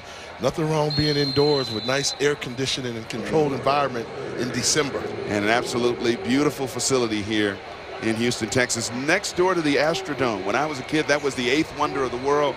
Dwarfs in comparison here. On third down, fired to the end zone, and touchdown. And Grambling making it look easy. Quentin Geis on the receiving end of a laser, which Devontae Kincaid has been throwing all afternoon. They brought the blitz, and blitz means one-on-one coverage, and Diego Sama, too much cushion on the outside. Continue to run. Nice route by Geis. One-on-one man-to-man coverage, turned him inside, then back out, and Kincaid threw a dart. And Orozco coming on for the extra point. And this puts Grambling up by 28 with 24 seconds to go here in the first half of the 2017 SWAC Championship. And a lot of it due to this quarterback, Devontae Kincaid, who traveled quite a path to get to Grambling. Of course, started his collegiate career at Ole Miss. His mother suffered a stroke. He suffered an injury. He broke his foot in warm-ups during the 2016 Sugar Bowl. Decided he'd had enough, announces his transfer, and winds up here at Grambling. Also, his mother had suffered a stroke. He wanted to be closer to her. Grambling only about 7 hours away from Dallas, Texas, where his mother resides, and he is quite a young man. You had a throwing contest against him earlier this year. Both of you guys still got it. Yeah, Fives had to come break it up. And it was smart for him to break it up. But I've been very impressed by him. And good kid. End of the day, good kid. And I think, you know, if you're going to have transfers in your program, they have to embrace the philosophy of it. And I feel comfortable in saying that Devontae Kincaid is a Grambling man. And that means a lot down there. And he's bought in, and he's a Grambling man. Ole Miss is something in the past. He claims G-men, and they've got a great leader. Marquise Warford gets the kickoff out just outside the 20-yard line before a host of black shirts bring him down. We do have flags out there on the field. The Tigers have scored 28 unanswered. It seems like a lifetime ago. Unnecessary roughness. Number We were 51 tied at 10 on the kicking team. as we had a personal 15 yards foul from the against end of the Grambling. run. Automatic first down.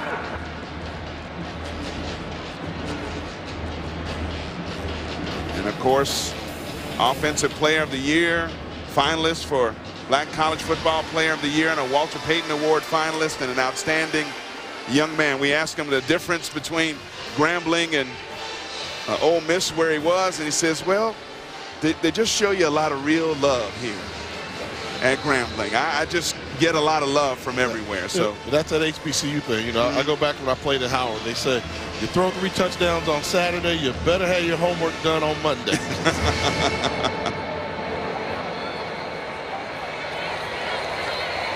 So waning seconds here, DeLance Turner coming off the left side. Turner picking up good yardage, but Alcorn has no timeouts to go. So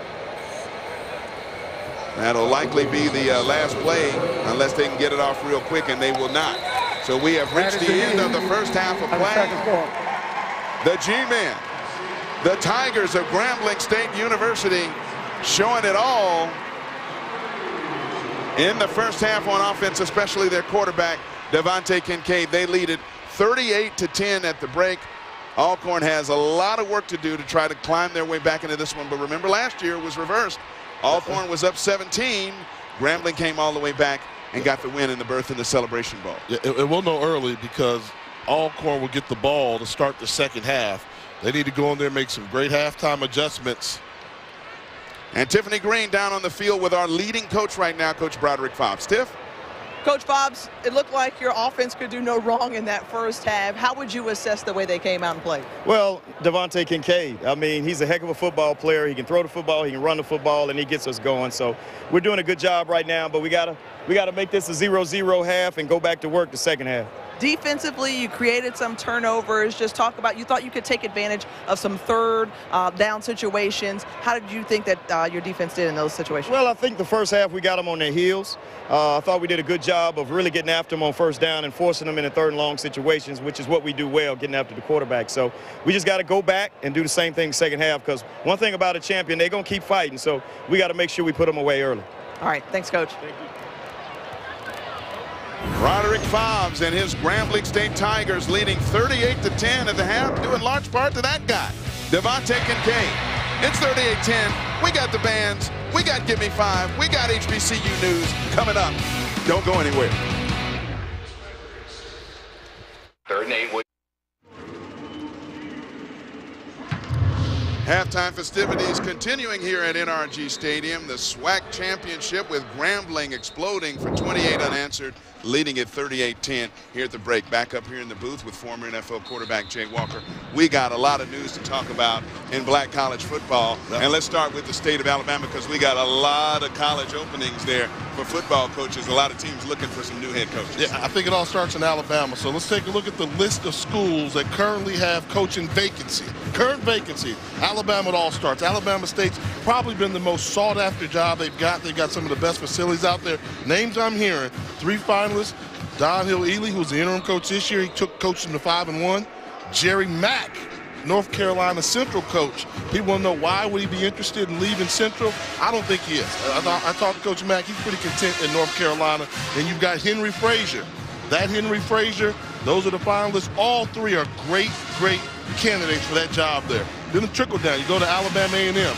I think they need offense. You talk about a state that needs offense. Well, even when they were good in their glory days, they defense carried them. I'm hearing some names like Connell Maynard, who just left from Hampton, and also Eric Dooley. I think they should take a serious look at Eric Dooley, who we're seeing put on the clinic here. He brought some offense to Grambling, that's for sure. Yeah. And then you talk about Arkansas Pine Bluff. Dooley is one of the few guys that was there when they won at Pine Bluff and had some offense. Interim coach Ted White interviewed for the job. He's a strong candidate as well there. Delaware State's the one. I can't get nothing out of Delaware State.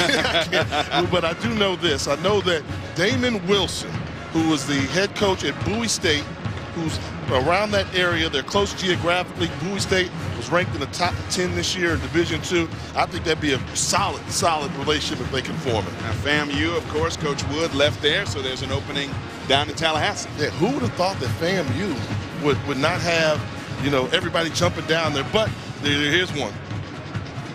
FAMU likes Willie Simmons from Prairie View A&M, and Willie Simmons kind of likes FAMU. He's from there, 15 miles away. Right. And people don't realize this. He almost went to FAMU. When he finished playing at Clemson, he was going to go there for a grad year, but then they started that stuff about D1. I think Willie Simmons is going to go to Florida A&M. Okay. Hampton, of course, changing conferences. Yeah, that's interesting. Hampton, so I'm thinking maybe Reggie Barlow from Virginia State may get that job there. Dr. Harvey's going to have a lot of input in Mississippi Valley State. I think that's going to be a newcomer job. I don't know how much they want to invest, but the problem is if Willie Simmons leaves Prairie View, then who goes to Prairie View? A lot of people interested in that job. People were saying Jerry Mack, talk to Coach Mack, he's not going to do it there. So that's the case. Then it becomes who's going to get that job? That becomes a coveted job because they have the second best facilities in all of HBCU. You heard it here from the authority. Whew. The coaching situation at HBCU football. We'll be back. 3rd and 8. Fans of both these universities outstanding. Fans here at NRG Stadium just saw the world-famed Tiger Marching Band of Grambling and the sounds of dynamite from Alcorn State entertained at the top part of halftime. But now, get the people what they want, Eric. Yeah, most of the entertainment in that. Bands are over. Give the people what they want. Look at that big fella throw it around. Who threw it better, me or Kincaid? You. Oh, there you go, man. Good part. That's my partner. All right. Well, how about this? Yeah. Top 5. This is the last SWAC championship game. How about the top 5 SWAC championship moments I've seen? Okay. And I've been there for a bunch of them, so let's give it a shot here. This first one, what are you wearing there? What's going on? That was a Bruce Eugene jersey. If you don't know about Bruce Eugene, you better ask somebody. He was special. Grambling over Alabama A&M, the most dominating SWAC championship performance ever. They beat him by 39 points. Bruce Eugene could flat out throw it. He was a big fella, too. He was. Yeah. And number 4. How about this? I think this was significant. It was Prairie View A&M over Alabama State. And I think this put Prairie View A&M on the map. Everybody knew them for just having the nation's longest losing streak. Well, KJ Black and those guys, Henry Frazier was the coach. This established that they were back legitimately as they became SWAC champions. Number 3, back from 2012. Probably one of the best games that we had. Arkansas Pine Bluff versus Jackson State. Yes, you can win a SWAC championship at Arkansas Pine Bluff. As Monty Coleman showed you, the MVP was Willie Young on the wide receiver, 95-yard catch. The Golden Lions have won the SWAC before. And number 2. Well, number 2, I like talent. So when it comes down to talent, this was probably one of the best games I've seen played. Alabama State versus Southern. You're talking about Tavares Jackson for Alabama State. They won the game 40-35 over a talented Southern squad. I do want to tell you this, though. Although they won the SWAC championship, they lost to Tuskegee that year. Don't tell nobody. and number 1. Oh, but let's go back to Southern. I chose Southern when they lost. Well, how about giving them some props when they won? 34-27 in a double overtime thriller. Drake Joseph, the quarterback, got it done, made it happen. It's a fantastic game, and it came down to it. And then on the bubble, the game I think that sticks out to me, last year, Grambling Alcorn, fantastic showing between these two teams here. But that game came down to the end of the game right there. Grambling got the victory 27-20 in a fantastic comeback. We're going to see if Alcorn can maybe do some of that here today, as they're down by a whole lot. They are down by 28 to be exact. Grambling with 28 unanswered, all in the second quarter. And they hope to hold on and lift that trophy again and get a berth in the Celebration Bowl coming up in 2 weeks in Atlanta, Georgia. Now we'll go down to the third member of our broadcast team, Tiffany Green, with an update from Coach McNeil. In talking with Coach, he said simply his offense has to execute their plays. Defensively, he says, we're not tackling anybody. He said we practice all week long on containing Kincaid. Instead of letting him get outside, we keep pushing him inside. Rather, we keep going inside and pushing him outside, allowing him to beat him with their feet and making plays. Yep. I mean, I hate to say it, part of it, but, one thing I do is I call it like I see it. They haven't been tackled. I mean, Tiffany was right what she got from Coach McNair, and that's something where it's not lack of effort. I just think it's the athleticism of Grambling has been too much for Alcorn to overcome. And when that happens, you have to stop being so aggressive with your blitzes and everything. Start playing a lot more zone and start emphasizing how we have to gang tackle. ESPN College Football presented by McDonald's as we get set to start the second half of the 2017 SWAC Championship. And Grambling has been outstanding all year, especially since that opening or season opening loss at Tulane, where it was never really that close. They have been hitting on most of their cylinders ever since, and they certainly found their rhythm in the second quarter especially. I mean, yeah, that's Grambling. Haven't lost to an HBCU in a long time, haven't lost to an FCS program in a long time. Clearly showing that they're one of the best teams in HBCU football, but will they become the #1 team in HBCU football? A&T's got something to say about that. Warford stacked up at about the 25-yard line. Grambling has won 25 straight regular season conference games against the SWAC. And first half stats, well, you would imagine Grambling has some pretty gaudy numbers, and they do. 363 total yards there. 223 of them passing, and it could be a lot more had not Kincaid missed a couple of open receivers. 363 yards total offense in the first half. And, you know, just to reemphasize, Alcorn's been in the right defense, right place on the field, just not able to make the tackle. And they're going to have to do a whole lot of up-tempo offense trying to get back in this. And being pass first is not the comfort zone of this offense. I mean, they can do it, but they're definitely out of their comfort zone if you're forcing them to pass on every down. So look for them to try to maintain some balance. And that is DeLance Turner struggling to get up the middle for a couple. And it'll be second down. And it's kind of a catch-22. If you're running the ball and controlling the ball, that's nice, but the clock's working against you because you got to score fast. And that's why I thought when they got away from Turner early in the game, I didn't agree with that at that time because, one, even at the very least, you want to keep that Grambling explosive offense on the sideline, eat some clock. They got away from that. And Grambling, being the good team they are, made them pay. And obviously Grambling not really respecting the threats in the passing game, have a lot of bodies in the box. And that time they throw DeLance Turner for a loss of 2, so it'll force a 3rd and long, which is exactly what the Tigers want with that blitz defense. 45 sacks coming into this game. Yeah, this is where they like to confuse a quarterback. Keep an eye on number 47, Hogues. He's an outside linebacker, but they move him into the interior, try and get some pressure. 3rd down blitz coming from the backside, but Footman with a nice pass to a sliding receiver. Charles Hughes makes the catch, and they'll move the chains. And they got the first down, but I like the tempo. They're getting to the line of scrimmage in a hurry, trying to jumpstart this offense again. 15 yards on that pickup, so the drive stays alive. 1st and 10 from the 40. And here's Turner breaking into the secondary. Turner taken down just outside the 40-yard line. And a saving tackle that time. He could have been gone. The saving tackle made by Montrell Meander might have saved a touchdown. Yeah, there was great vision. The ball comes out clearly after he was on the ground. That'd be a good sign if they can start finding those gaping holes again like they did to start this football game. 18 yards for Turner on that carry, and Turner again. Good yardage on 1st down. Give him about 5, and the middle linebacker, Darius Christmas, brought him down there, but Alcorn getting some momentum on the move with that ground attack that we talked about since the game started. A couple hours ago, we have a stoppage on the field, a timeout for Grambling. They're going to discuss things because I'm sure Coach Fobbs does not like what he's seeing those last 2 plays. Big lanes being opened in his defensive line for DeLance Turner to run through. Yeah, and that's what you want to do. We heard him talk to Tiffany. He said he wants to put this thing away. And that's what it's all about.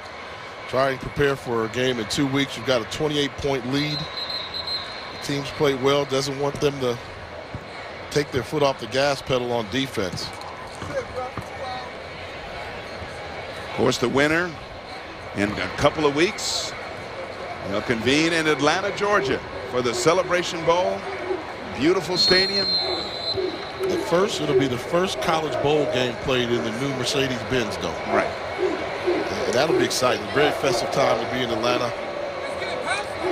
And both conferences asking fans from all schools, even if your team isn't involved, make the trip down to Atlanta. It's an experience. It's a bowl atmosphere. Lots of fun activities going on down in Atlanta. And on first down, that is Simmons. We got a flag on the play.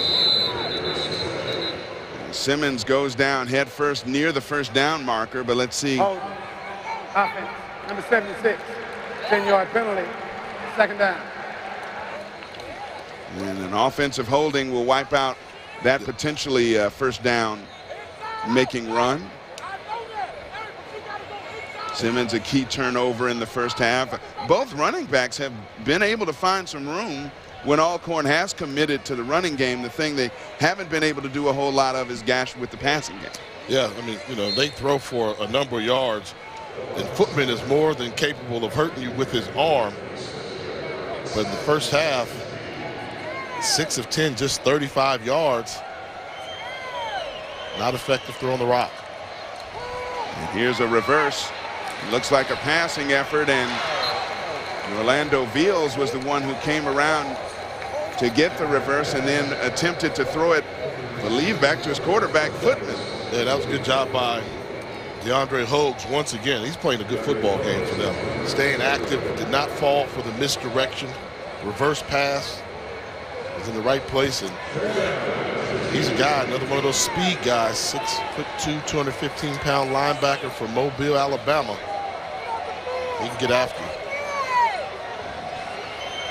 Alcorn 1 for 5 so far in this game on third down, and a lot of purple and gold in the audience. Not much to cheer about with that 28 straight unanswered points for Grambling. Footman down the middle has Veals, and Veals dives inside the 30 down to about the 28-yard line, where they will move the chains once again, and 19 yards keeps Alcorn moving. Yeah, cover 2 defense, soft spot in the middle of the field. They've been giving that to them all day. That middle of the field's been pretty open, and they were able to execute well. Now they're doing a little tempo. A little swing to Marquise Warford, and Warford brought down, but he picks up good yardage on a little bubble screen out to the slot guy. And Warford, who played a lot of running back last year for Alcorn and got banged up a bit, much more productive, much more dangerous out in that exclusive slot receiver position, where he can take advantage of that great quickness and speed. And on first down, Delance Turner met immediately by a couple of black shirts. And there's the area's Christmas.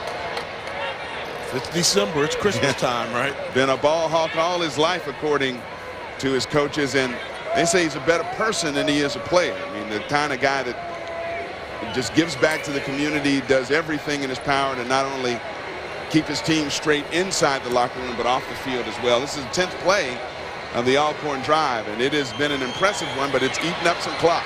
Footman has a man over the middle. And getting down inside the 10-yard line, where they'll move the chains again, is Delance Turner, who has excellent hands out of the backfield. That might give this guy a shot at the next level as well. Yeah, watch this. This is the choice route. So he's going to sell him here and then make a cut back in here. Good job setting up the linebacker. He's going outside, slip move on the inside, wins that foot race. Good job by design getting Turner lined up against a linebacker, proven, as you said, he's a really good route runner as well. Have an injured Grambling player down on the field. It's Deontay Hatter, the outside linebacker, and Hatter has been outstanding this year. He has 3 sacks on the year, 35 tackles coming into the day, and favoring that right arm or shoulder after delivering a hit on the very physical Delance Turner. Turner has the frame, 6'1", 214 pounds, not the fastest guy in the world, but quick, according to his coaches, into the hole. Excellent hands out of the backfield. That always helps when NFL scouts are looking at you. Man, you can tell he's a strong runner as well. Very difficult to bring down with just an arm tackle. You take a look at him over on the sideline. They desperately going to need him to get back in this football game. Exactly 5 runs and 5 pass plays on this impressive march to open the second half for the Braves of Alcorn State, trailing by 28. And now this one went nowhere from the start, as P.J. Simmons was running it to the short side of the field, and more black shirts were there than anything else. Yeah, you can't get this. Let's do number count here. This is number count football. Look at that. 1, 2, 3, 4, 5, 6, 7, 8, 9 guys within the line of scrimmage. You got to throw the football. Or you got to move the pocket, use that running back as a blocker. That's just a great job of overcrowding the box, forcing the running back to bounce it outside for another tackle for a loss. And they lost 5 on that play. So it's 2nd and goal now with the ball spotted at the 14-yard line for Lenore's Footman. And he'll look to throw it. Now he'll look to run it. And Footman will be driven out of bounds inside the 5 to the 4-yard line, and it will be 3rd and goal. I imagine if you're Alcorn, this is 4-down territory for you? Yeah, you're down by 28 points. You need 4 touchdowns to get into it. Field goal doesn't really help you in this situation. One thing you have to do is Grambling State's playing nothing but man-to-man coverage. Down here, it's all man-to-man. Pick a matchup, get a little crossing route, a little rub play. There's some opportunities because they are putting their cornerbacks on an island against these wide receivers. And 3rd down, play clock running down. They got to hurry. And they get it off. End zone. And deflected away and incomplete as he was looking for Charles Hughes, but Diamante Johnson was right there on the coverage to get a hand in. Well, they tried the slant route, but as you mentioned, they were battling the play clock as well. A good job by Johnson knocking that pass away. So it'll be a key 4th and goal. And it would be awful for Fred McNair's offense to come away with nothing. Another timeout taken by Alcorn this time. But it would be awful to eat up 6.5 minutes of the clock and come away with nothing in a game you're trailing by 28. So they got to dial something up here quickly on 4th down. We'll have the Dr. Pepper ACC Championship game tonight between the #1 Clemson Tigers and the 7th-ranked Miami Hurricanes. A spot in the college football playoff is on the line. 8 p.m. Eastern, 5 Pacific on ABC and live on the ESPN app. Got a favorite in that one? A good game. I think Clemson. I think Clemson's going to do it. Clemson, but you know, that's a real bad loss they took versus Syracuse. It makes me start to have my doubts. I think Miami just had the letdown.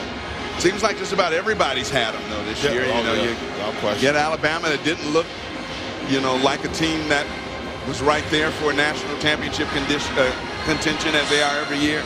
The way they lost that one to Auburn, they didn't look very competitive at times at all, and we know that's not true. But you know, they do a lot of beating up in that top 4 or 5. 14th play of the drive coming up, and this is a key 4th down and goal. Sneaking Turner up to the line of scrimmage. Oh, it's a little trick play they practice, like almost like a 2-point conversion tile play.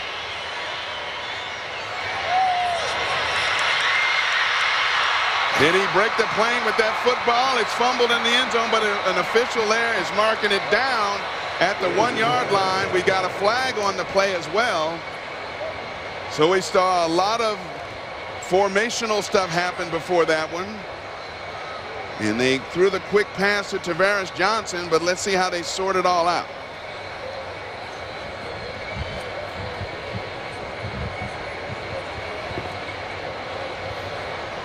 At least one Grambling player is down there pointing to the Alcorn side as if they were the culprit.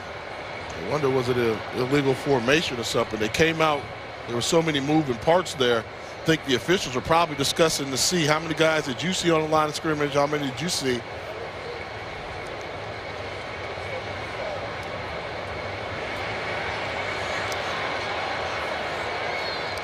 And if a certain guy is on the line of scrimmage, he can't be covered, or then he's an ineligible receiver, and a lot of stuff is going into this discussion, which involves almost the entire officiating crew down there for our referee, Eddie Keller. There are 2 fouls on the play.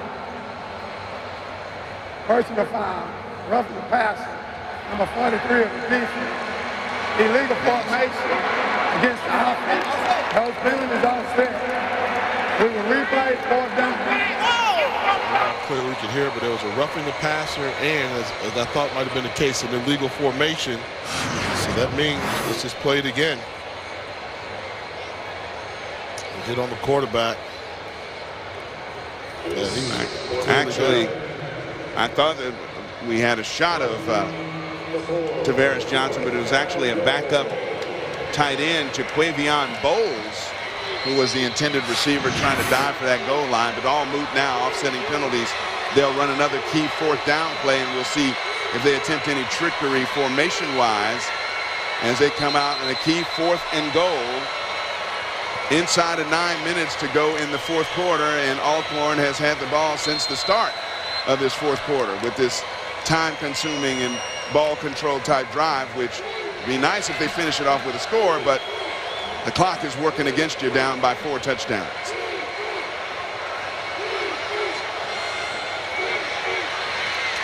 No. Wow, a little bit conservative zone read. And that is stopped. The entire defensive line of Grambling reacting on that play. And again, if you're a fan of the Braves of Alcorn, wow, that is a very, very frustrating thing to watch. Devontae Kincaid, he was outstanding in the first half. Can he continue it here in Grambling's first possession? We'll find out.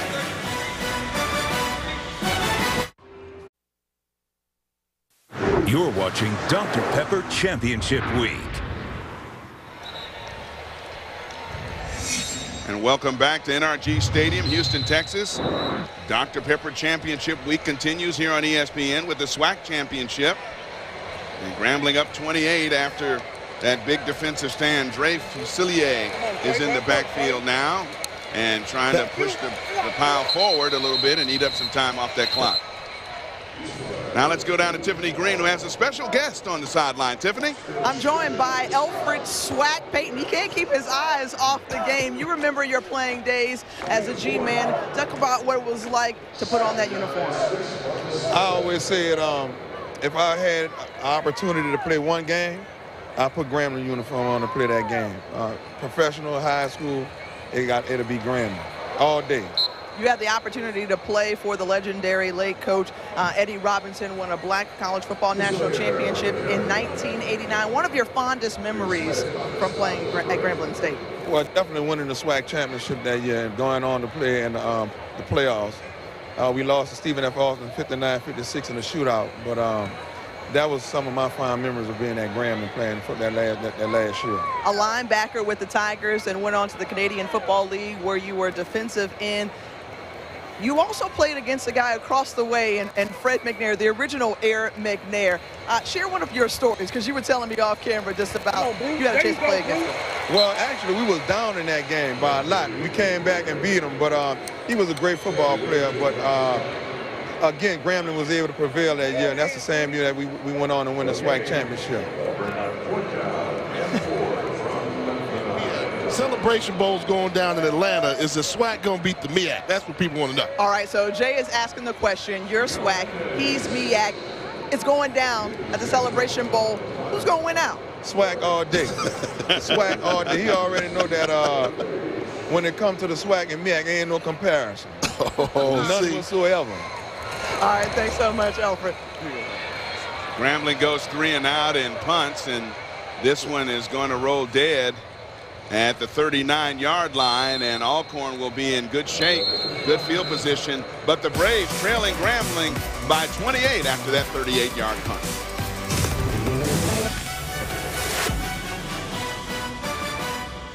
Third and 8.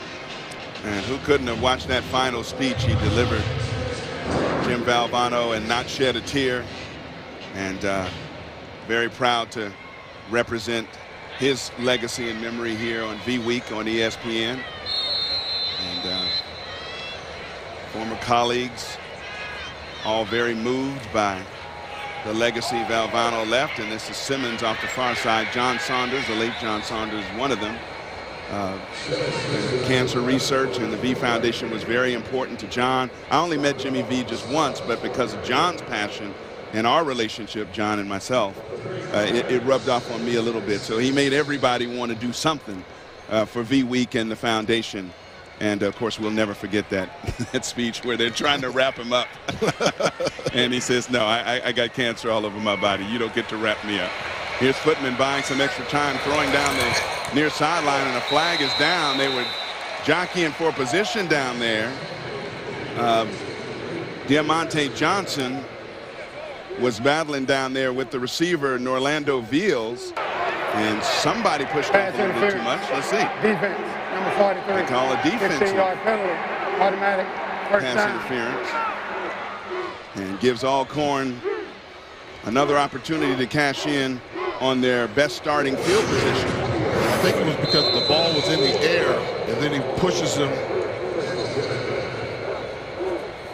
I don't know.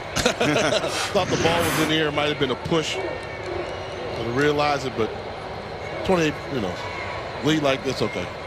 Maybe that's a sympathy flag. So the pass interference penalty makes it 1st and 10. Ball at the 20-yard line of Grambling. And again, Alcorn on the move. Blitz is on, going end zone. And that one knocked away at the very last second. And that was Jatarius Pouncing. And that is why he is one of the top defensive backs in the SWAC. And this is how you play it. You're in the trail position, you follow him, and then when you see the receiver's eyes get big, hands go up, your hand goes up. This Alcorn bench, 1st and only 1. Sideline warning being delivered.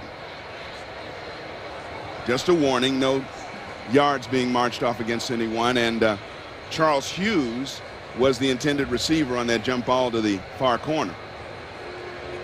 We continue to see Alcorn struggle a little bit, even though they're able to move the football down here in the red zone. Kind of seem to lose their identity a little bit. With P.J. Simmons in the game at running back, replacing DeLance Turner, you'd like to think they're going to run the ball a little bit more to the outside. Footman, and down he goes. Grambling State came into this game first in FCS in sacks with 45, and they pick up another. I mean, this protection wasn't there. 2 Grambling pass rushers in the backfield. Good job by Mullins to get to him first and bring him down for the sack. It's his 5th in a year. 3rd sack of the game, and they get close to a 4th, and now they might have stripped the football.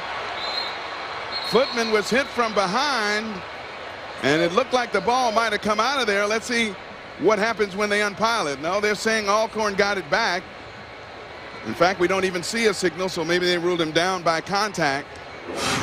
Ball was out, and creating that strip was Rodney Jackson, backup defensive tackle.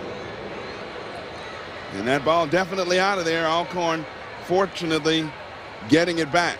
It's laying there nice and innocently for somebody to pick it up. So 4th Grambling sack of the game. Corey McCullough will attempt this one from 41.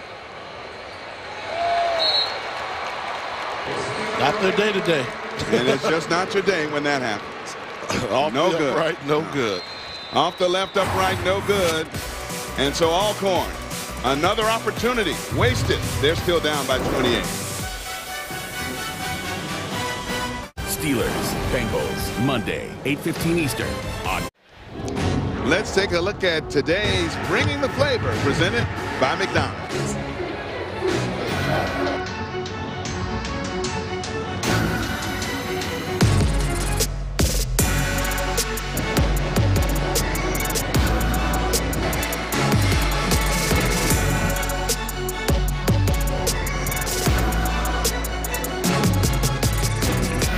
Yes, plenty of flavor around. More flavor coming up December 16th in Atlanta, Georgia. And we have a new quarterback in the game for Grambling. Jeremy Hickbottom is in the game, the 6'4", 210-pound redshirt freshman. And Hickbottom calls his own number. No. It's spun down. He calls on number. They call the quarterback run. They're going to have a little run package because Kincaid's not going to get hit. Right. So we're going to run the ball. We're going to try and force the run. Okay, backup quarterback, you go in there, give you some run pass options. They're very high on this guy from Mobile, Alabama, but I think he's in the game because they're going to try and eat some clock a little bit, you know, with the little zone read, and they're not going to chance the ultimate weapon in SWAC football. Yeah. Devontae Kincaid getting hit or hurt unnecessarily. Higgbottom has 2 touchdown passes, no interceptions this year, and has run for 89 yards and a touchdown in a limited relief role behind the offensive player of the year, Lindamian Brooks, taking it off left guard that time for a short gain, so it'll be 3rd down. Keeping that clock running, a smart move. I mean, you're up by 28 points. You know, your defense is showing they're doing a good job of slowing down Alcorn. Eat a little clock, play a young kid. So in other words, you don't expect to pass here, maybe? Yeah, pass it here. Nice target there on the near side, and he hits his wide receiver Devontae Davis with a nice throw on the out pattern. I'm a little surprised at that play selection because when you're throwing that out pattern deep like that, they're not thrown nice. Those are pick 6 balls, but good job of setting his feet, throwing a rope to the outside, showing off that big arm. 12 yards on that one as they move the chains, and will, if they keep it on the ground, be able to eat up much of the remaining 3 minutes here in the 3rd quarter. Up by 4 possessions.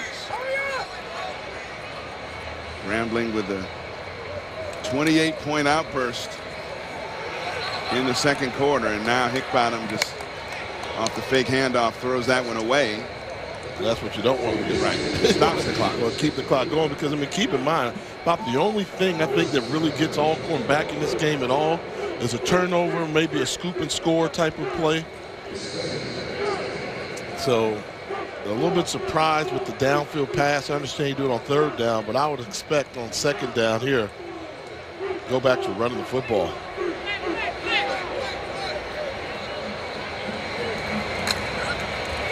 Bottom keeper this time and has plenty of room along the near side and is forced out of bounds. I think he'll be beyond the 1st down marker, so they'll move the chain. Solomon Muhammad was the one who brought him down for 11 yards on that gain for a 1st down. There's Devontae Kincaid's day so far. About 300, a little bit less than 300 yards total offense, but you know, if you look at the stat sheet, he had a good game. Yes. If you saw the game, he dominated this game. Right. He was the best football player on the field. And he'll tell us afterward that, man, I missed a couple. Yes, he will.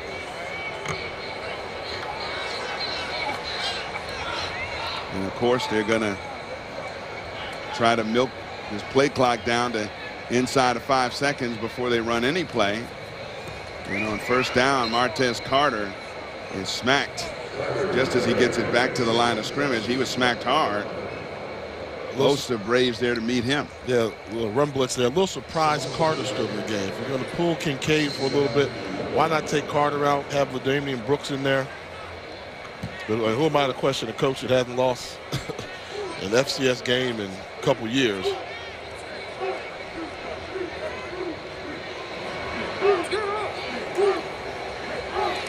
Bottom keeping this one to the far side, runs out of room, and white shirts are there to greet him for a loss. You know, that was a good look we had of Coach Fobbs there. How high is his ceiling for coaching? I mean, young guy, and you know, I could have just as easily made an assumption that he's going to leave Grambling State, because at some point somebody's calling for him, without question. So with Fobbs, Grambling, enjoy him while you got him. I don't know how long he'll be there. He's a Grambling guy through and through, went to Grambling. You know his father coached at Grambling, but his star is shining bright, and I don't know how much longer they'll be able to keep him down there in Grambling. Another deep out, this time to the far side of the field, and trying to pull away from a tackle over there is the target, Lindamian Brooks, but he could not as the defensive back held on for dear life. Another good throw by Higgbottom. They had been 7 for 11 on 3rd downs, but they fail on that one, so now 7 for 12, and Grambling will try to punt this one away. It was Devon Lindsay, not Lindamian Brooks, on that catch on the far side of the field. We talk about Coach from Grambling, Coach Fobbs, but we're going to continue that discussion about these vacancies, because I would tell you my phone is blowing up, and I got some more scoop. Wow. See, I held back a little bit of the information. We got some more stuff to talk about. Skip on the long snap for the punt, but a good one gotten off, and it's going to be down at about the 4-yard line by Grambling. as Miguel Mendez makes a nice effort to field that short snap and get a good kickoff.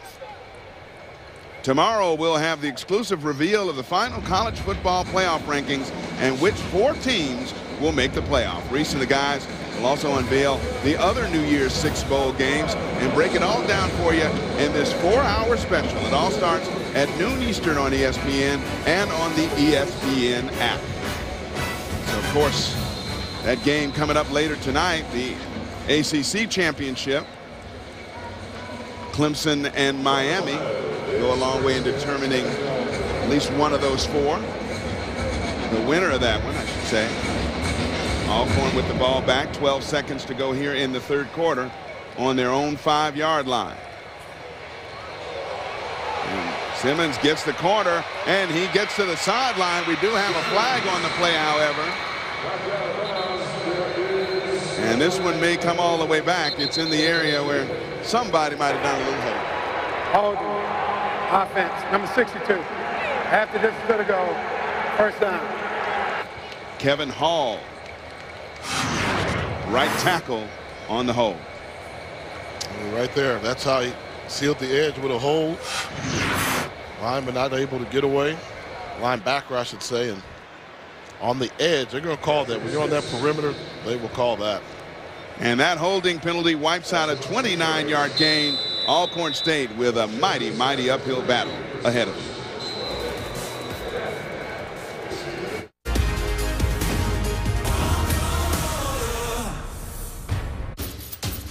It's Red Lobster's new Ultimate Surf and Turf event. Welcome back to Houston. Start of the 4th quarter here from the SWAC Championship. Well, Alcorn's Diego Sama has learned to play football over the years, but what really comes natural to the Braves DB is drawing. In fact, he was winning drawing contests as early as elementary school, and that picture became clear that he wanted to pursue a career in art when he suffered a near career-ending hip injury. He said he drew every single day. And let's take a look at some of his work. He has been in high demand, sharing it on social media. One of his most proud pieces, he says, is drawing the character from the movie Get Out. You see the detail in the picture, the tear falling down. And as you talk about that, Tiffany, we'll come back to you. DeLance Turner caught in the end zone for a safety to add insult to injury. Tiffany talking about tears taking place in Laurel, Mississippi. Just the safety there, can't get it going. I mean, the speed, you know, that's what means athleticism. They're beating them to the point. The interior line with great penetration to get that safety there. It's the Grambling team, man. Can we send a message, SOS out there? Yeah. What you think, Rob Broadway and Sam Washington and those guys? I'd like to know what they're thinking about now. I'm thinking about, I mean, because this right here is impressive. Quite impressive. And Diego Sama, of course, a guy we talked about last year. He had just made the transition over to the cornerback spot, and his number 1 was shining like the sun because everybody looked for him to pick on. But he's turned himself into an outstanding defensive back in his 2nd year playing that position, and an even more outstanding artist, as you saw with some of those photograph-like drawings. Freehand. That was really good. Yeah. We got to ask Tiffany, you know, stay in touch with him because I need a portrait done of myself. You know, a good-looking brother like myself, he could probably hook me up a little bit more, right? You've had quite a few me moments in this broadcast. Hey, Jay. Yes. Jay, he says he's in high demand during the holidays because people love to have him draw portraits for birthday or Mother's Day or Christmas, so you can get in on it right now.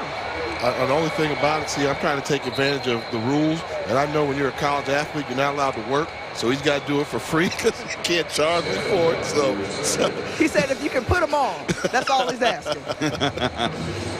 That was Khalif Salmon, who kind of was coming off the field off the free kick return, a little bit doubled over a bit, and check on his status a little bit, as many of the second teamers, I would imagine, would be in there for Grambling to try to close this one out.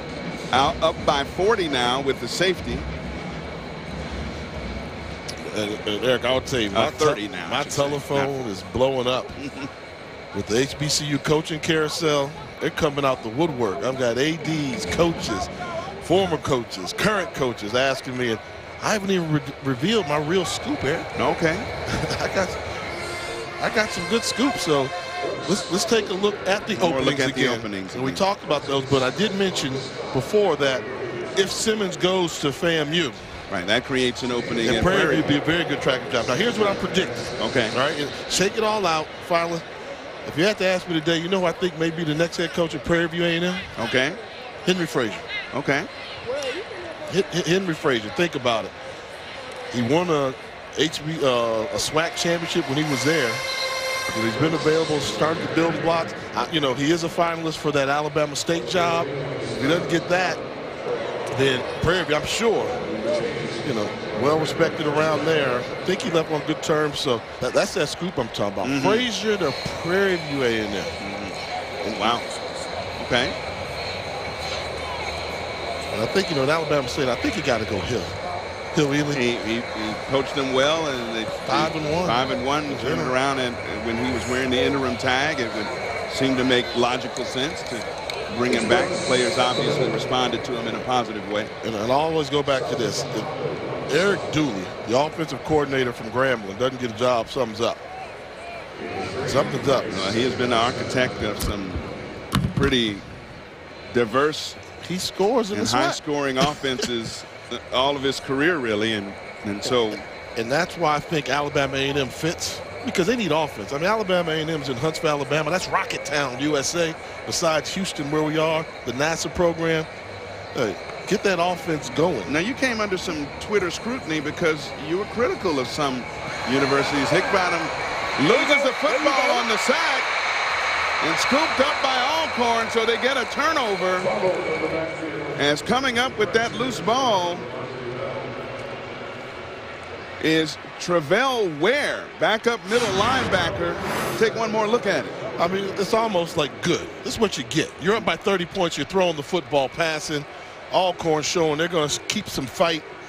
Come up with the strip of the football, and that's the one thing you couldn't afford to do. Give Alcorn a little bit of hope. You know, now they try and attack quick strike offense. If they get something in the end zone, onside kick away. What do you think this coach is telling the quarterback? You got to get rid of it quicker. Get rid of the football or secure the football. Right. You know, strips or something just when you don't have good ball security. Take a shot in the end zone. It's Footman wide open on the slant over the middle, and he is going to score. Well,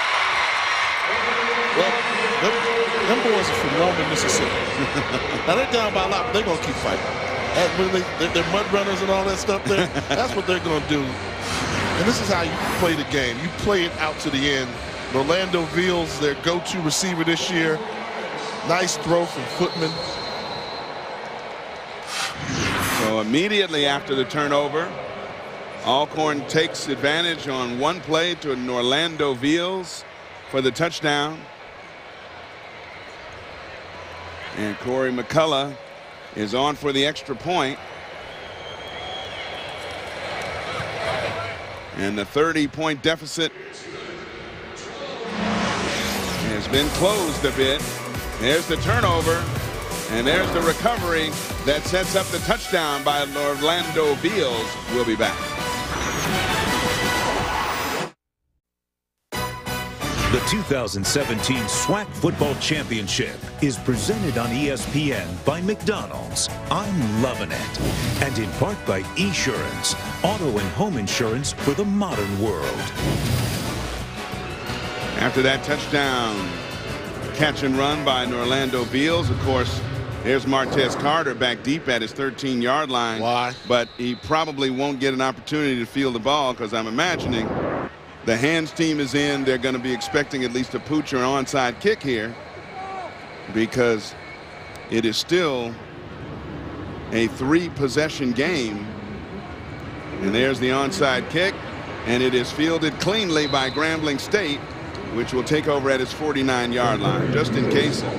I guess they had Martez back there in case it squibbed through. A sure-handed guy. What we've had so far was an excellent start and then a Grambling State Tiger explosion. 2 turnovers apiece. Alcorn State really outplayed, outgained by more than 200 yards in the first half. I like that shot. Can we go back to that shot? the helmet down on the field. You know what I liked about it? It's the G. Yeah. You know, that name means HBCU football, doesn't it?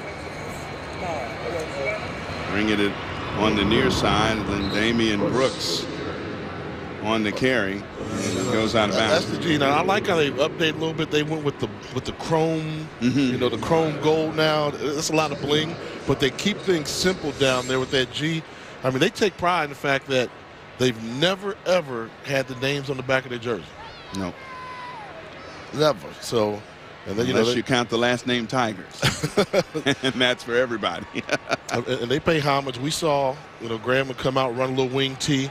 They do that once a game to pay homage to Eddie Robinson, because Eddie Robinson won running the wing tee. So they give you some form of the wing tee to honor the tradition there. So that's, you know, the little things that they do there that really make Grambling, you know, a special place. And, you know, it won't make me popular, but you can almost make the argument, if they didn't have a football team, they may not have a university. I mean, that school generated so much money from the football team. And Coach Fobbs, I mean, the job he's done. And if you don't think the Celebration Bowl makes a difference, well, their appearance in the Celebration Bowl has a new turf on the field, new scoreboard. So things happen when you have $800 grand coming your way as a school, and some of it, of course, given to the athletic department and the football team to improve facilities, which play such an important role in recruiting for Coach Broderick Fobbs and his team. You bring a kid in, you don't want to have raggedy stuff around. Yeah. You want to have the spit shine on your facilities and show them what they're building new, and they want to be able to play for the fans and play on TV. And this is among some of the things that make a kid want to come to your university. Yes, they like that bling. Man, are you winning by timeout? Are you up by 23? Right. You're down by 23. 30 seconds timeout. But that's another thing to talk about. He's not letting up just because his team is up by 23. He wants execution. He wants things to come on time, and he's giving it to all of the guys within earshot right now. Let's think about it. If they don't convert on this third down and Alcorn gets another quick strike, right, we got a ball game. They're thinking there's hope, and he wanted to eliminate hope. And I know the last thing he wants to have to do is bring Devontae Kincaid back into this game. Now let's take a look at the college football playoff rankings presented by AT&T. And this is when Damian Brooks trying to find some room on the far side. So they lose 5 yards on that third down and 6 play. And so now they're going to have to punt the ball back to Alcorn. With that Auburn loss? Yeah. Does that kind of give incentive Gus Malzahn to go to Arkansas? I mean, that was a big distraction during the week, the lead up to this game. Wow. It's gonna be interesting. Right. So, and again, it seems like every time a team in that top 4 has had an opportunity to solidify it, they lose. So it's going to be a very interesting selection program coming up on ESPN. And this punt goes into the end zone. The Grambling St. Tiger was back there, but it'll be a touchback. Alcorn gets it back with a chance to get back in it. Coming up.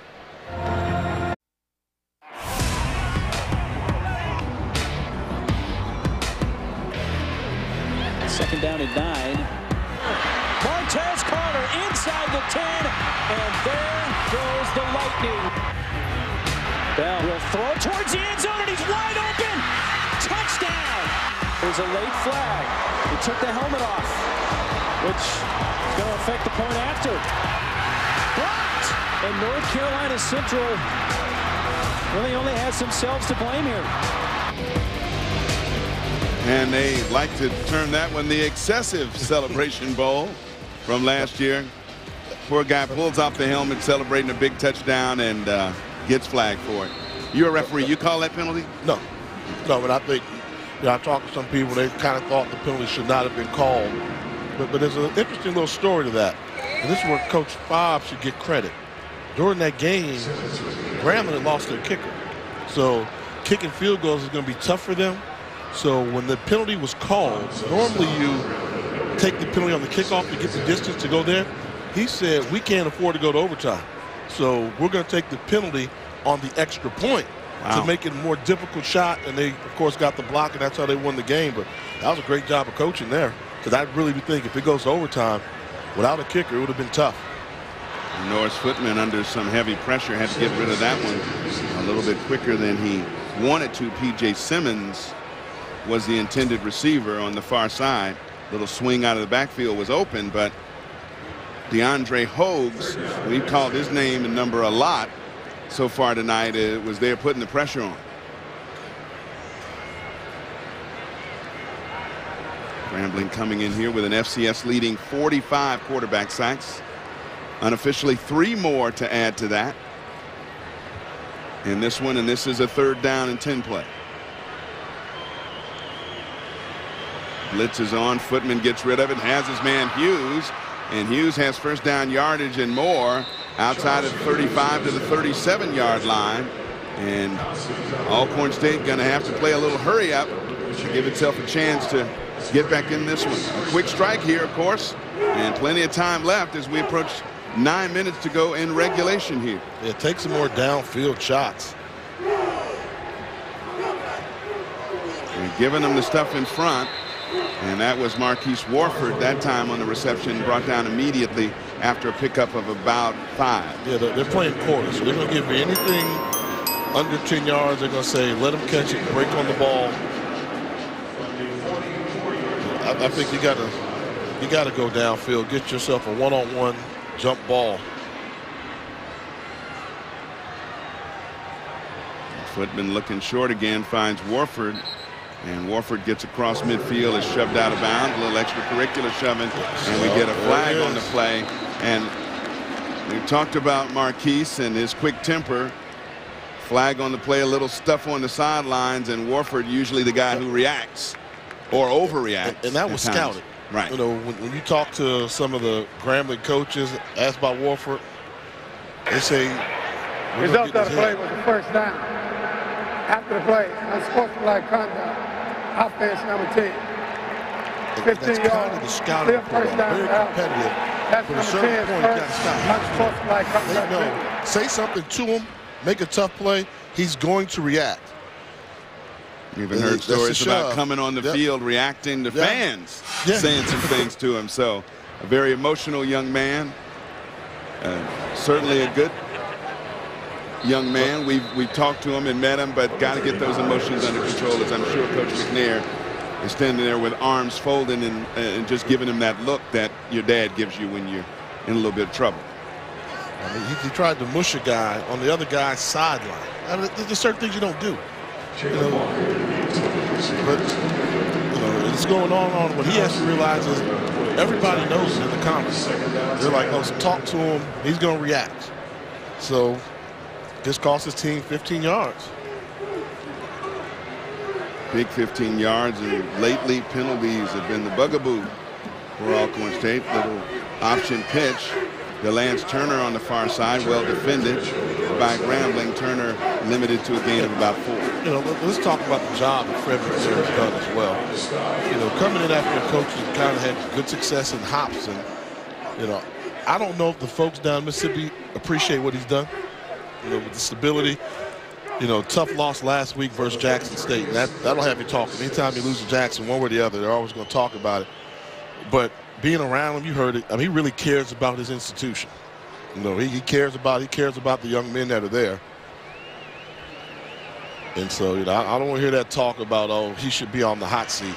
I mean, your team was a game away from the Celebration Bowl. That's all you want to do is be in a position to go to the Celebration Bowl. So even if they fall short here, you know, you got to give credit. Hey, he's won the Eastern Division of the SWAC. And, you know, didn't go his way today. Grambling, just a better team. You can see it. This will be a 4th down play coming up, 4th and 4. Inside of 7.5 to go in regulation here at NRG Stadium, Houston, Texas. Grambling up by 23. Look at this. Here in the SWAC Championship. Half the team, the receivers were looking to the sideline. The quarterback was acting like he was going to hike the football. Now they're going to get delay a game. Or a timeout. Timeout. Alcorn. So finally, when they get things sorted out there, 30-second timeout. What they're doing and where they're going to try to run on this fourth down play, they call a timeout. Yeah. You know, just try to get it right. They got to come up with the 5 yards here to do it. Sports Center on ESPN with Scott Van Pelt follows all the games on Championship Saturday. Reese Davis, Chris Fowler, Kirk Herbstreit, and Booger McFarland join the show to talk college football playoffs top 4. That might change a little bit after this weekend. Plus, head coaches from around the country lobby their case. And will Tiger Woods stay in contention at the Hero World Challenge? Sports Center at midnight Eastern with Scott Van Pelt, also available on the ESPN app. Late night talk show feel to Sports Center there with SVP at the helm. The helmet with the little glasses on it. Yeah, the logo there. I always thought that was pretty cool. Yeah, that was clever. He's a pretty cool guy as well. Fellow Marylander in terms of from the state of Maryland. On fourth down. Big fourth down play. Got him. Rolling out. Wide open. Warford. Did he stay in bounds? No, he did not. They're going to mark him out at about the 21-yard line, but Warford got his emotions in check and got behind the defense for a nice gain on the long pass play. Done a good job moving the pocket, and Warford, you know, he's one of the guys I thought could be a difference maker here. You know, Grambling's very athletic. You have to show you've got some athletes as well. Big play for Alcorn State. And saw where he stepped out of bounds. We have a Grambling player down. Derek Dixon, I think he was on that side of the field. It seems to be holding the left leg knee area. Now they are helping him up. That's a good sign. He's possibly going to be able to jog off the field. That's what I'm thinking. The thing is, you probably want to, right now, if you're Coach Fobbs, you know, you want to win the game, but you want to get out here as healthy as you can. 6:41 to go in regulation.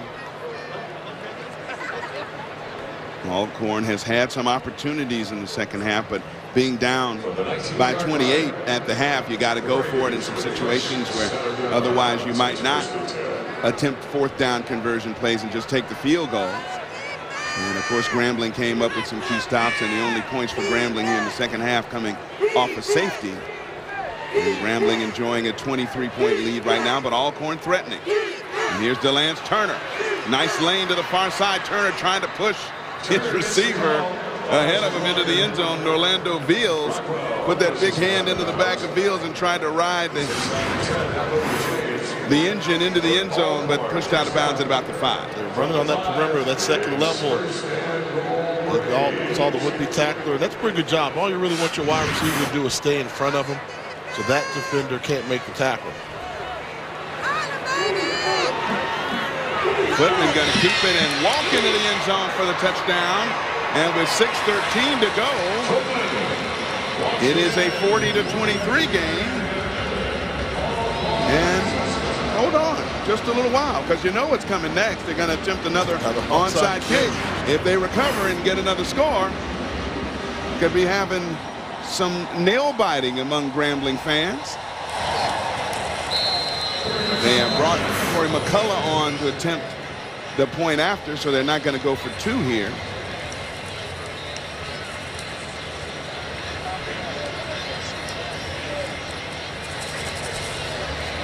Field goal here, the extra point, I should say. Down by 16, so they still need 2 scores, so they're still in it. Brett, our guy Brett, he's a Grambling guy. You nervous? Not so fast to Atlanta, my friend.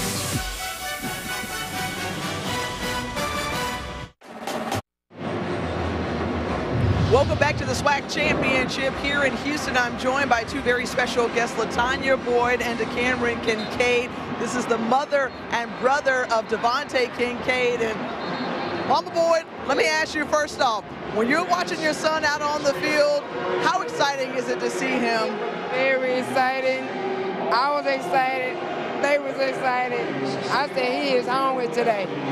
Did you tell him something before the game?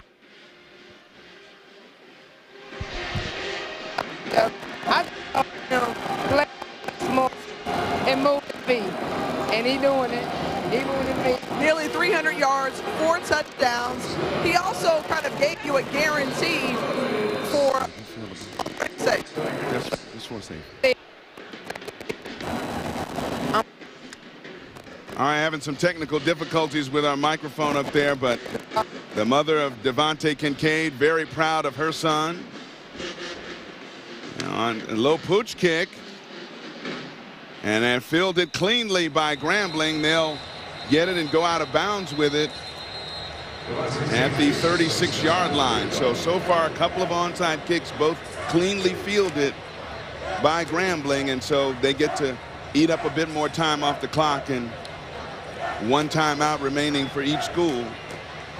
So the clock not exactly on the side of Alcorn, trailing by 2 possessions. And some people might say 2 scores. It's actually 4 scores. You got to get touchdowns, then a 2-point conversion, then another touchdown, and another 2-point conversion. So 2 possessions, but 4 scoring plays. Have to get into the end zone, and of course they got to get the ball back to do that. Yeah, good job by Grambling on special teams. They've handled both onside kicks they've seen easily, what you expect a good team to do on special teams. Devontae Kincaid, you saw him there on the sideline with the helmet on, looks a little nervous. And first down, of course, Alcorn knows what Grambling's going to do, keep it on the ground, try to run the clock, and they stack the box. And right now, you know, after that play, I started to look at how many timeouts do they have remaining. Alcorn's just got 1. They blew a couple timeouts early. Whenever you're losing in that trail position, those timeouts are so valuable in the second half. Now, if you'd expect, if they can make a play here, stop this run, call a timeout, then have an opportunity to try and get the football back. But because they wasted some a little bit early. On second down, a little swing pass comes out to Clark on the near side, and Clark, good moves to run it back outside, but stay in bounds and keep the clock moving before he's brought down by Quentin Smith. I think you have to go timeout here. You go timeout here, this ball's going to be snapped 4 minutes, 4 minutes, 45 seconds, something like that. When you could have stopped it, those 45 seconds, you can't get back. You want to get the ball back to your offense where you control the clock when it rolls, when it stops. And obviously, if they give up a first down here, another 1.5 to 2 minutes will be run off by Grambling, which would really hurt the cause of the Braves of Alcorn State. I'd run the football if I was Big Grambling. Third down. Now they're going to throw it. Hickbottom, and has his man, and has a first down. And a key first down it is, as he hits his receiver, that time Quentin Geis. And Geis fights for extra yardage, and more important, more time going to run off the clock in favor of Grambling State. And I think that's going to do it. I think that's going to do it right there with the catch here. Good job by the freshman quarterback. Hickbottom throws a strike, goes the right place with the football.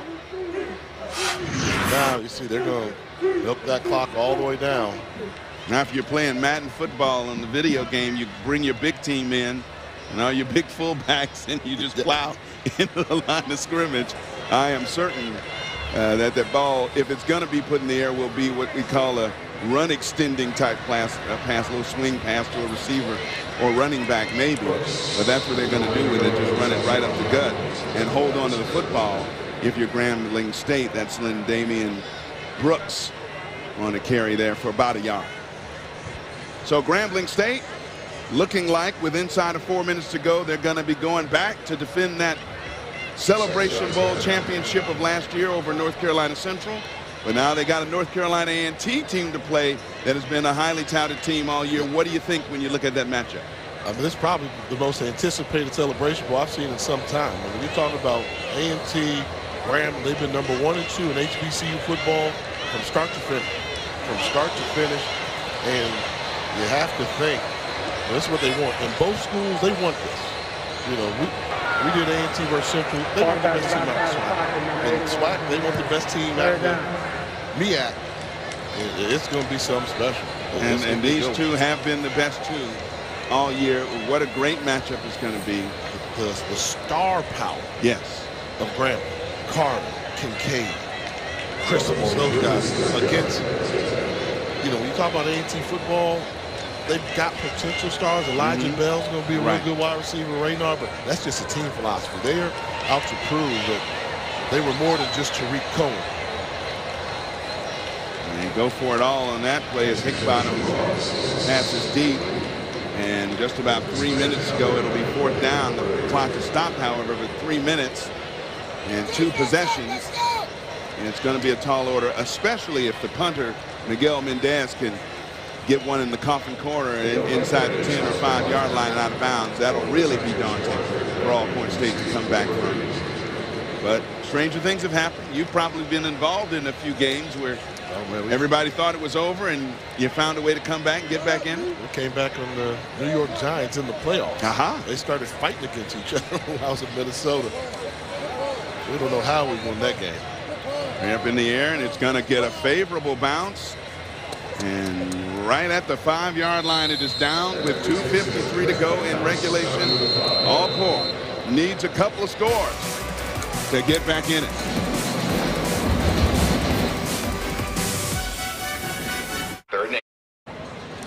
Grambling up comfortably here in the SWAC Championship game, and their head coach Broderick Fobbs appears on his way back to the Celebration Bowl, and he knows it means a great deal to his university to be involved. Well, it means a lot to us. You know, anytime you get an opportunity to play on national television and your kids get a chance to play and be successful and win a championship, it's good for the psyche of your team going forward, but it's also good for your program and for the university. So we've experienced a spike in enrollment because of that success, and we just want to continue to do that.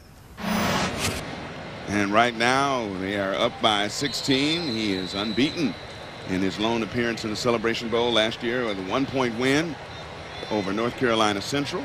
Of course, Alcorn trying to take it all now. And throwing deep, he's got his man. Wow. Marquise Warford got behind the defense, and that is just what Grambling does not want. A big pass play there to get Alcorn in position. I mean, nice route, but a perfect throw in stride. Perfectly placed football. Really good coverage by Meander. But just a better throw. Now there's DeLance Turner spinning down inside the 15 to the 11-yard line. Hurry up. And they're gonna stop the clock while they move the chains. They need to score quickly, get a 2-point conversion, and recover the onside kick. Here's Turner. He lost his footing a little bit, but still kept his balance and got it inside the 10-yard line. You gotta throw it. You gotta throw football. He gets tackled, that clock continues to tick. The clock is not your friend right now. These are valuable seconds where if you throw an incomplete pass, you'd have about another 15 seconds. He's second down and about 5. And bouncing off tackles is DeLance Turner. And Turner gets into the end zone. And hold on to your hats. It is now 40-30. Of course, Alcorn's going to go for the 2-point conversion. This is huge by Turner because really, if he gets tackled right there in the backfield, the job has got a lot tougher. But because he was able to elude one would-be tackler and make it into the end zone, the Braves have a little bit of hope. Not a lot, but they still have some hope. They must convert on this 2-point conversion.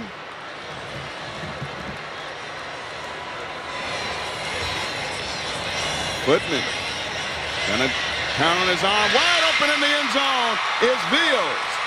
So 1/2 of the scoring is done. And now we have an 8-point game with 1:50 to go. And I guess I should tighten the tie back up again. Particularly if they get this onside kick, one of the most exciting plays in football. Orlando Veals finds a soft spot in the back of the end zone.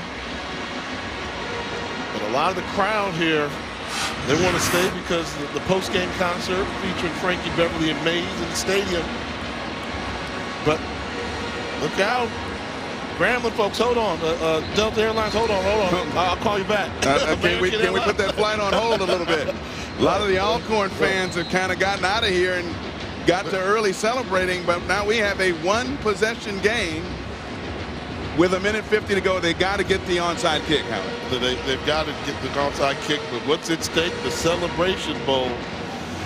$1 million, $800,000 to the school. And you better believe the hands team is on. Now, if they try a pooch kick again, remember, the receiving player, if he's thinking about it, can fair catch it. Yes. Yes, they can. They're setting it up like they're going to try and go to the top of the screen. A lot of open field beyond the 45-yard line of Grambling to kind of dunk something inside there and send your gunners down to try to knock it loose. Well, they're not going to try and show them which way they're going with it. They got two kicking types in that one.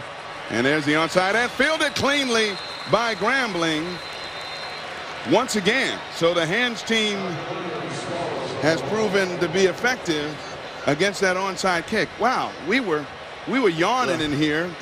It seemed like about 10 minutes ago, and now we got some nervous Grambling fans and some excited Alcorn fans here. Even if they get a stop here, I can't imagine them getting the ball back with one timeout left with more than about 25-30 seconds to go. Yeah, you almost want to consider taking a knee a couple times. Right. You have a freshman quarterback in the football game.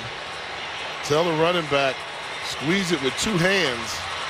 And they're definitely going to be going for the strip. And Damian Brooks jumped at the line of scrimmage. You'd never like to see that, especially a smaller back like Brooks, who is listed as 5'8", 165. When he's airborne and get that ball knocked out of there.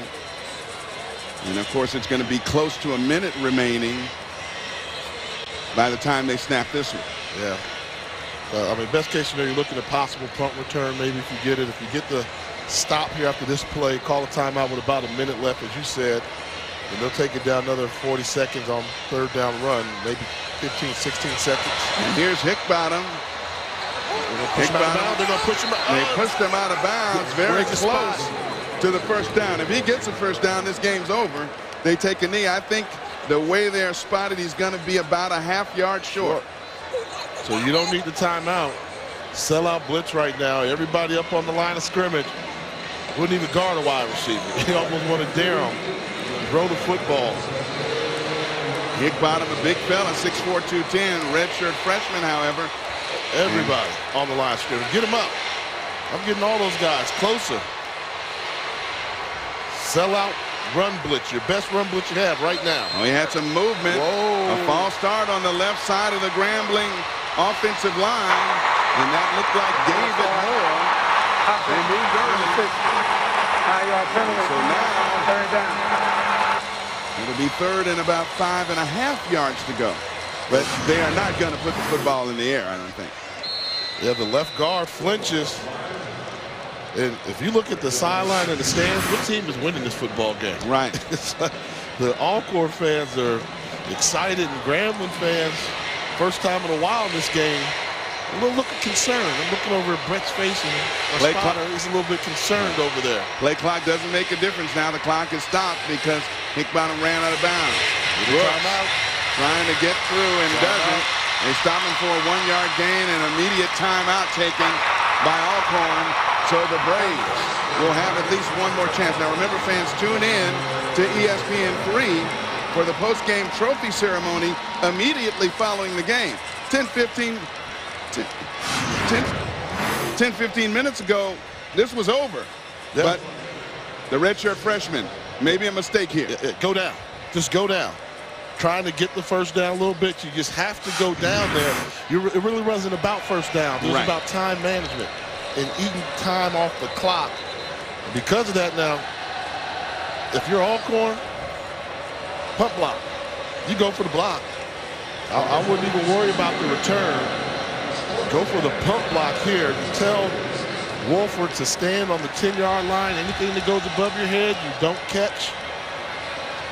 Miguel Mendez. Looks like they're going to try to bunch it inside, and certainly a lot of Alcorn State players up near the line of scrimmage. Let's see how they play it. Going for the return. Mendez, plenty of opportunity to get it off to the near side, and what a great bounce. What a great bounce. Down at the 2-yard line. You couldn't ask for a better kick from your punter, and they got it, and Mendez is psyched. I know, rugby-style kicker, you know he's going to run to the right. I think you got to go for that block, but what got everybody excited about this one? The last drive, and it all started from the end zone again. Perfectly thrown ball from Lenore's Footman to David Warford. And then DeLance Turner got in there, and all of a sudden things got interesting in the last 3 minutes of this football game. DeLance Turner showing some moves there and showing that perhaps he has taken his game to a level in which he can participate on Sundays. We will see. He'd just like to participate on a Saturday now and get an opportunity to tie this game and send it into overtime. 52 seconds left. Alcorn backed up on its own 2. Footman gonna keep it and step out of bounds. That doesn't hurt him as much. 46 seconds left, and they got to drive the entire field. I'm trying to get the ball to either Veals or Warford in this situation here. And the way Grambling's playing the quarters, you almost want to run a clear out route and have those guys run them off for 10 yards and then give the ball to Warford underneath and see if his playmaking ability can do something for you. Grambling guys backed up 10, 15 yards off the line of scrimmage. Warford, not Warford, rather Footman under some pressure, throwing that time to Turner on the far side, and it's incomplete. You were just talking about Warford. That's a guy who can make some plays and make some people miss. Yeah, they're playing off so much that you could throw the ball underneath and pick up a lot of yardage. And we know a guy like Warford's very hard to tackle in the open space. Alcorn running out of time and downs, and you don't have the timeout remaining to just run a quick sneak or something to move the chains and get a first down. You got to go downfield and try to pick up a chunk of yardage here to give it an opportunity to go end zone with some Hail Marys. Footman flushed out, and that went incomplete. So it'll come down to this play for Alcorn. A valiant comeback they have made, albeit against many second-teamers for Grambling on both sides of the ball. Still, they're back in this with a chance. Yeah, I don't understand why they're not throwing the ball underneath, because, you know, you throw a 5-yard pass, you're going to at least get a first down. That's going to stop the clock while they move the chains. I think you might see that this time. It'll be 4th and 3. I mean, a first down is basically a given. Take the bubble screen right here on the hash mark to Veals. I mean, he's right there, nobody even covering him.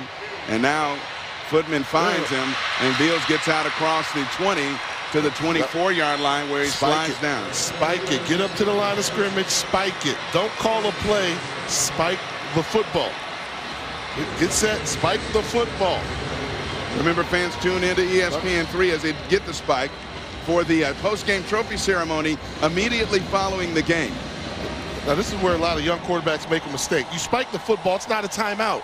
Get out there and get set. Yes, the clock stops, but don't go all the way to the sideline. It's not a timeout.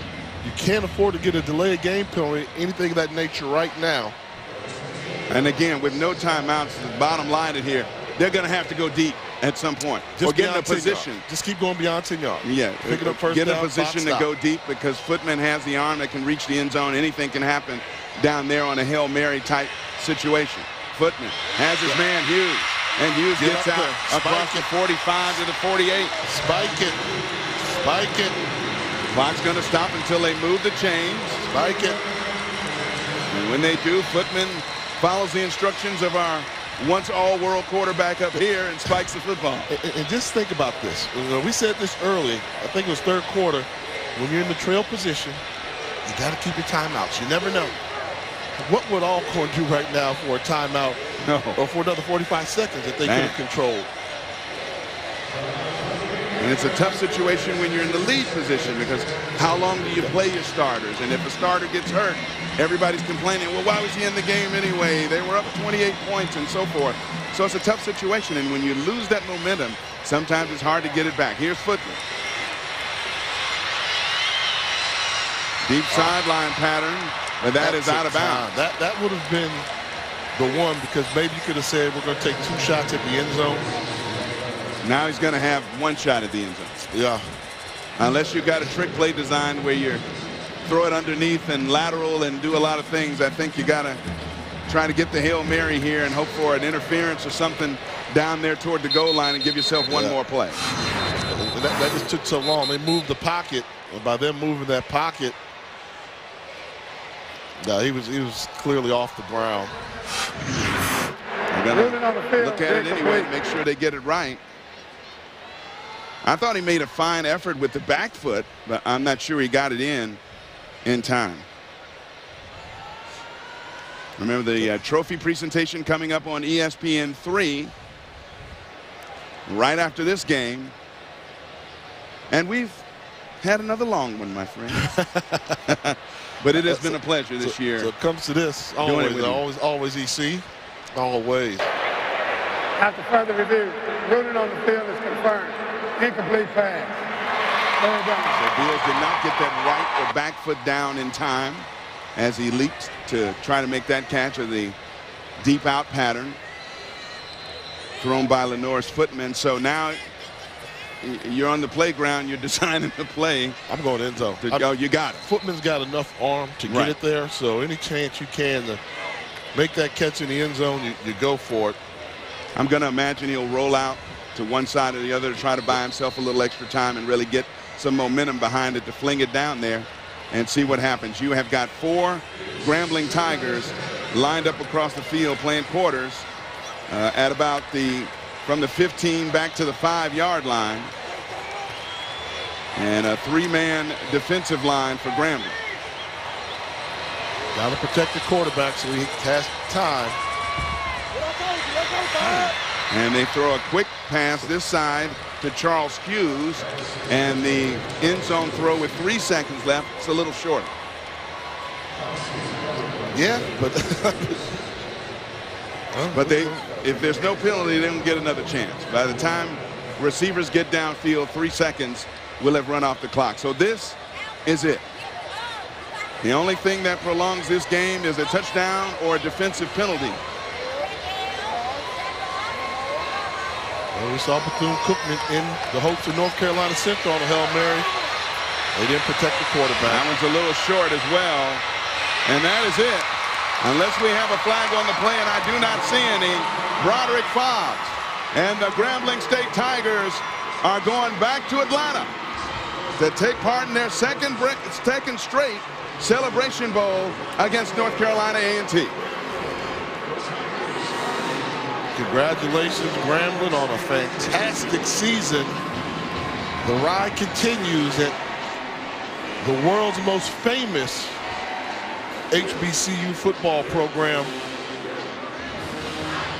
And Broderick Fobbs moving to 32-2 in SWAC conference games. 38-10 overall in his career. This is 4th season at Grambling. And if people are looking for coaches, I mean FBS, FCS, anybody, they're going to look at that young man right there. Well, he has a very, very bright future. Has earned my respect. I didn't think they were going to do the job they did, but let's hear from the coach. Yeah, Tiffany Green down on the field with our winning head coach. Tiffany? And Coach Fobbs is joined here with his family. Coach Fobbs, you can breathe a sigh of relief, but some tense moments at the end. Yeah, you know, I'm very disappointed in the way we played in the 4th quarter. I mean, that's not Grambling Tiger football on both sides of the ball, but you know, my hat's off to Alcorn State. You know, they did an exceptional job of playing well in 3rd and 4th quarter. And, you know, we got to learn to put people away. And eventually we'll learn that, you know. But, you know, I'm a little disappointed. I'm glad we won the conference championship, but a little disappointed in the way we finished the game. In terms of the decision to take Kincaid out in the 3rd quarter, you're up by 28. You feel pretty comfortable with that. Do you regret that decision at all? No, he was dealing with a little bit of a head injury. So we took him out as a precautionary measure to make sure that, you know, he wasn't concussed. So, you know, it's one of those situations, you know, that we have to protect all of our players, and, you know, that's what happened. Enjoy and celebrate. Thanks, Coach. The Grambling State Tigers have won the SWAC Championship. They are Atlanta bound for the Celebration Bowl against North Carolina A&T. For Tiffany Green, Jay Walker, and all of us here at ESPN, thanks so much for being with us. Until next time.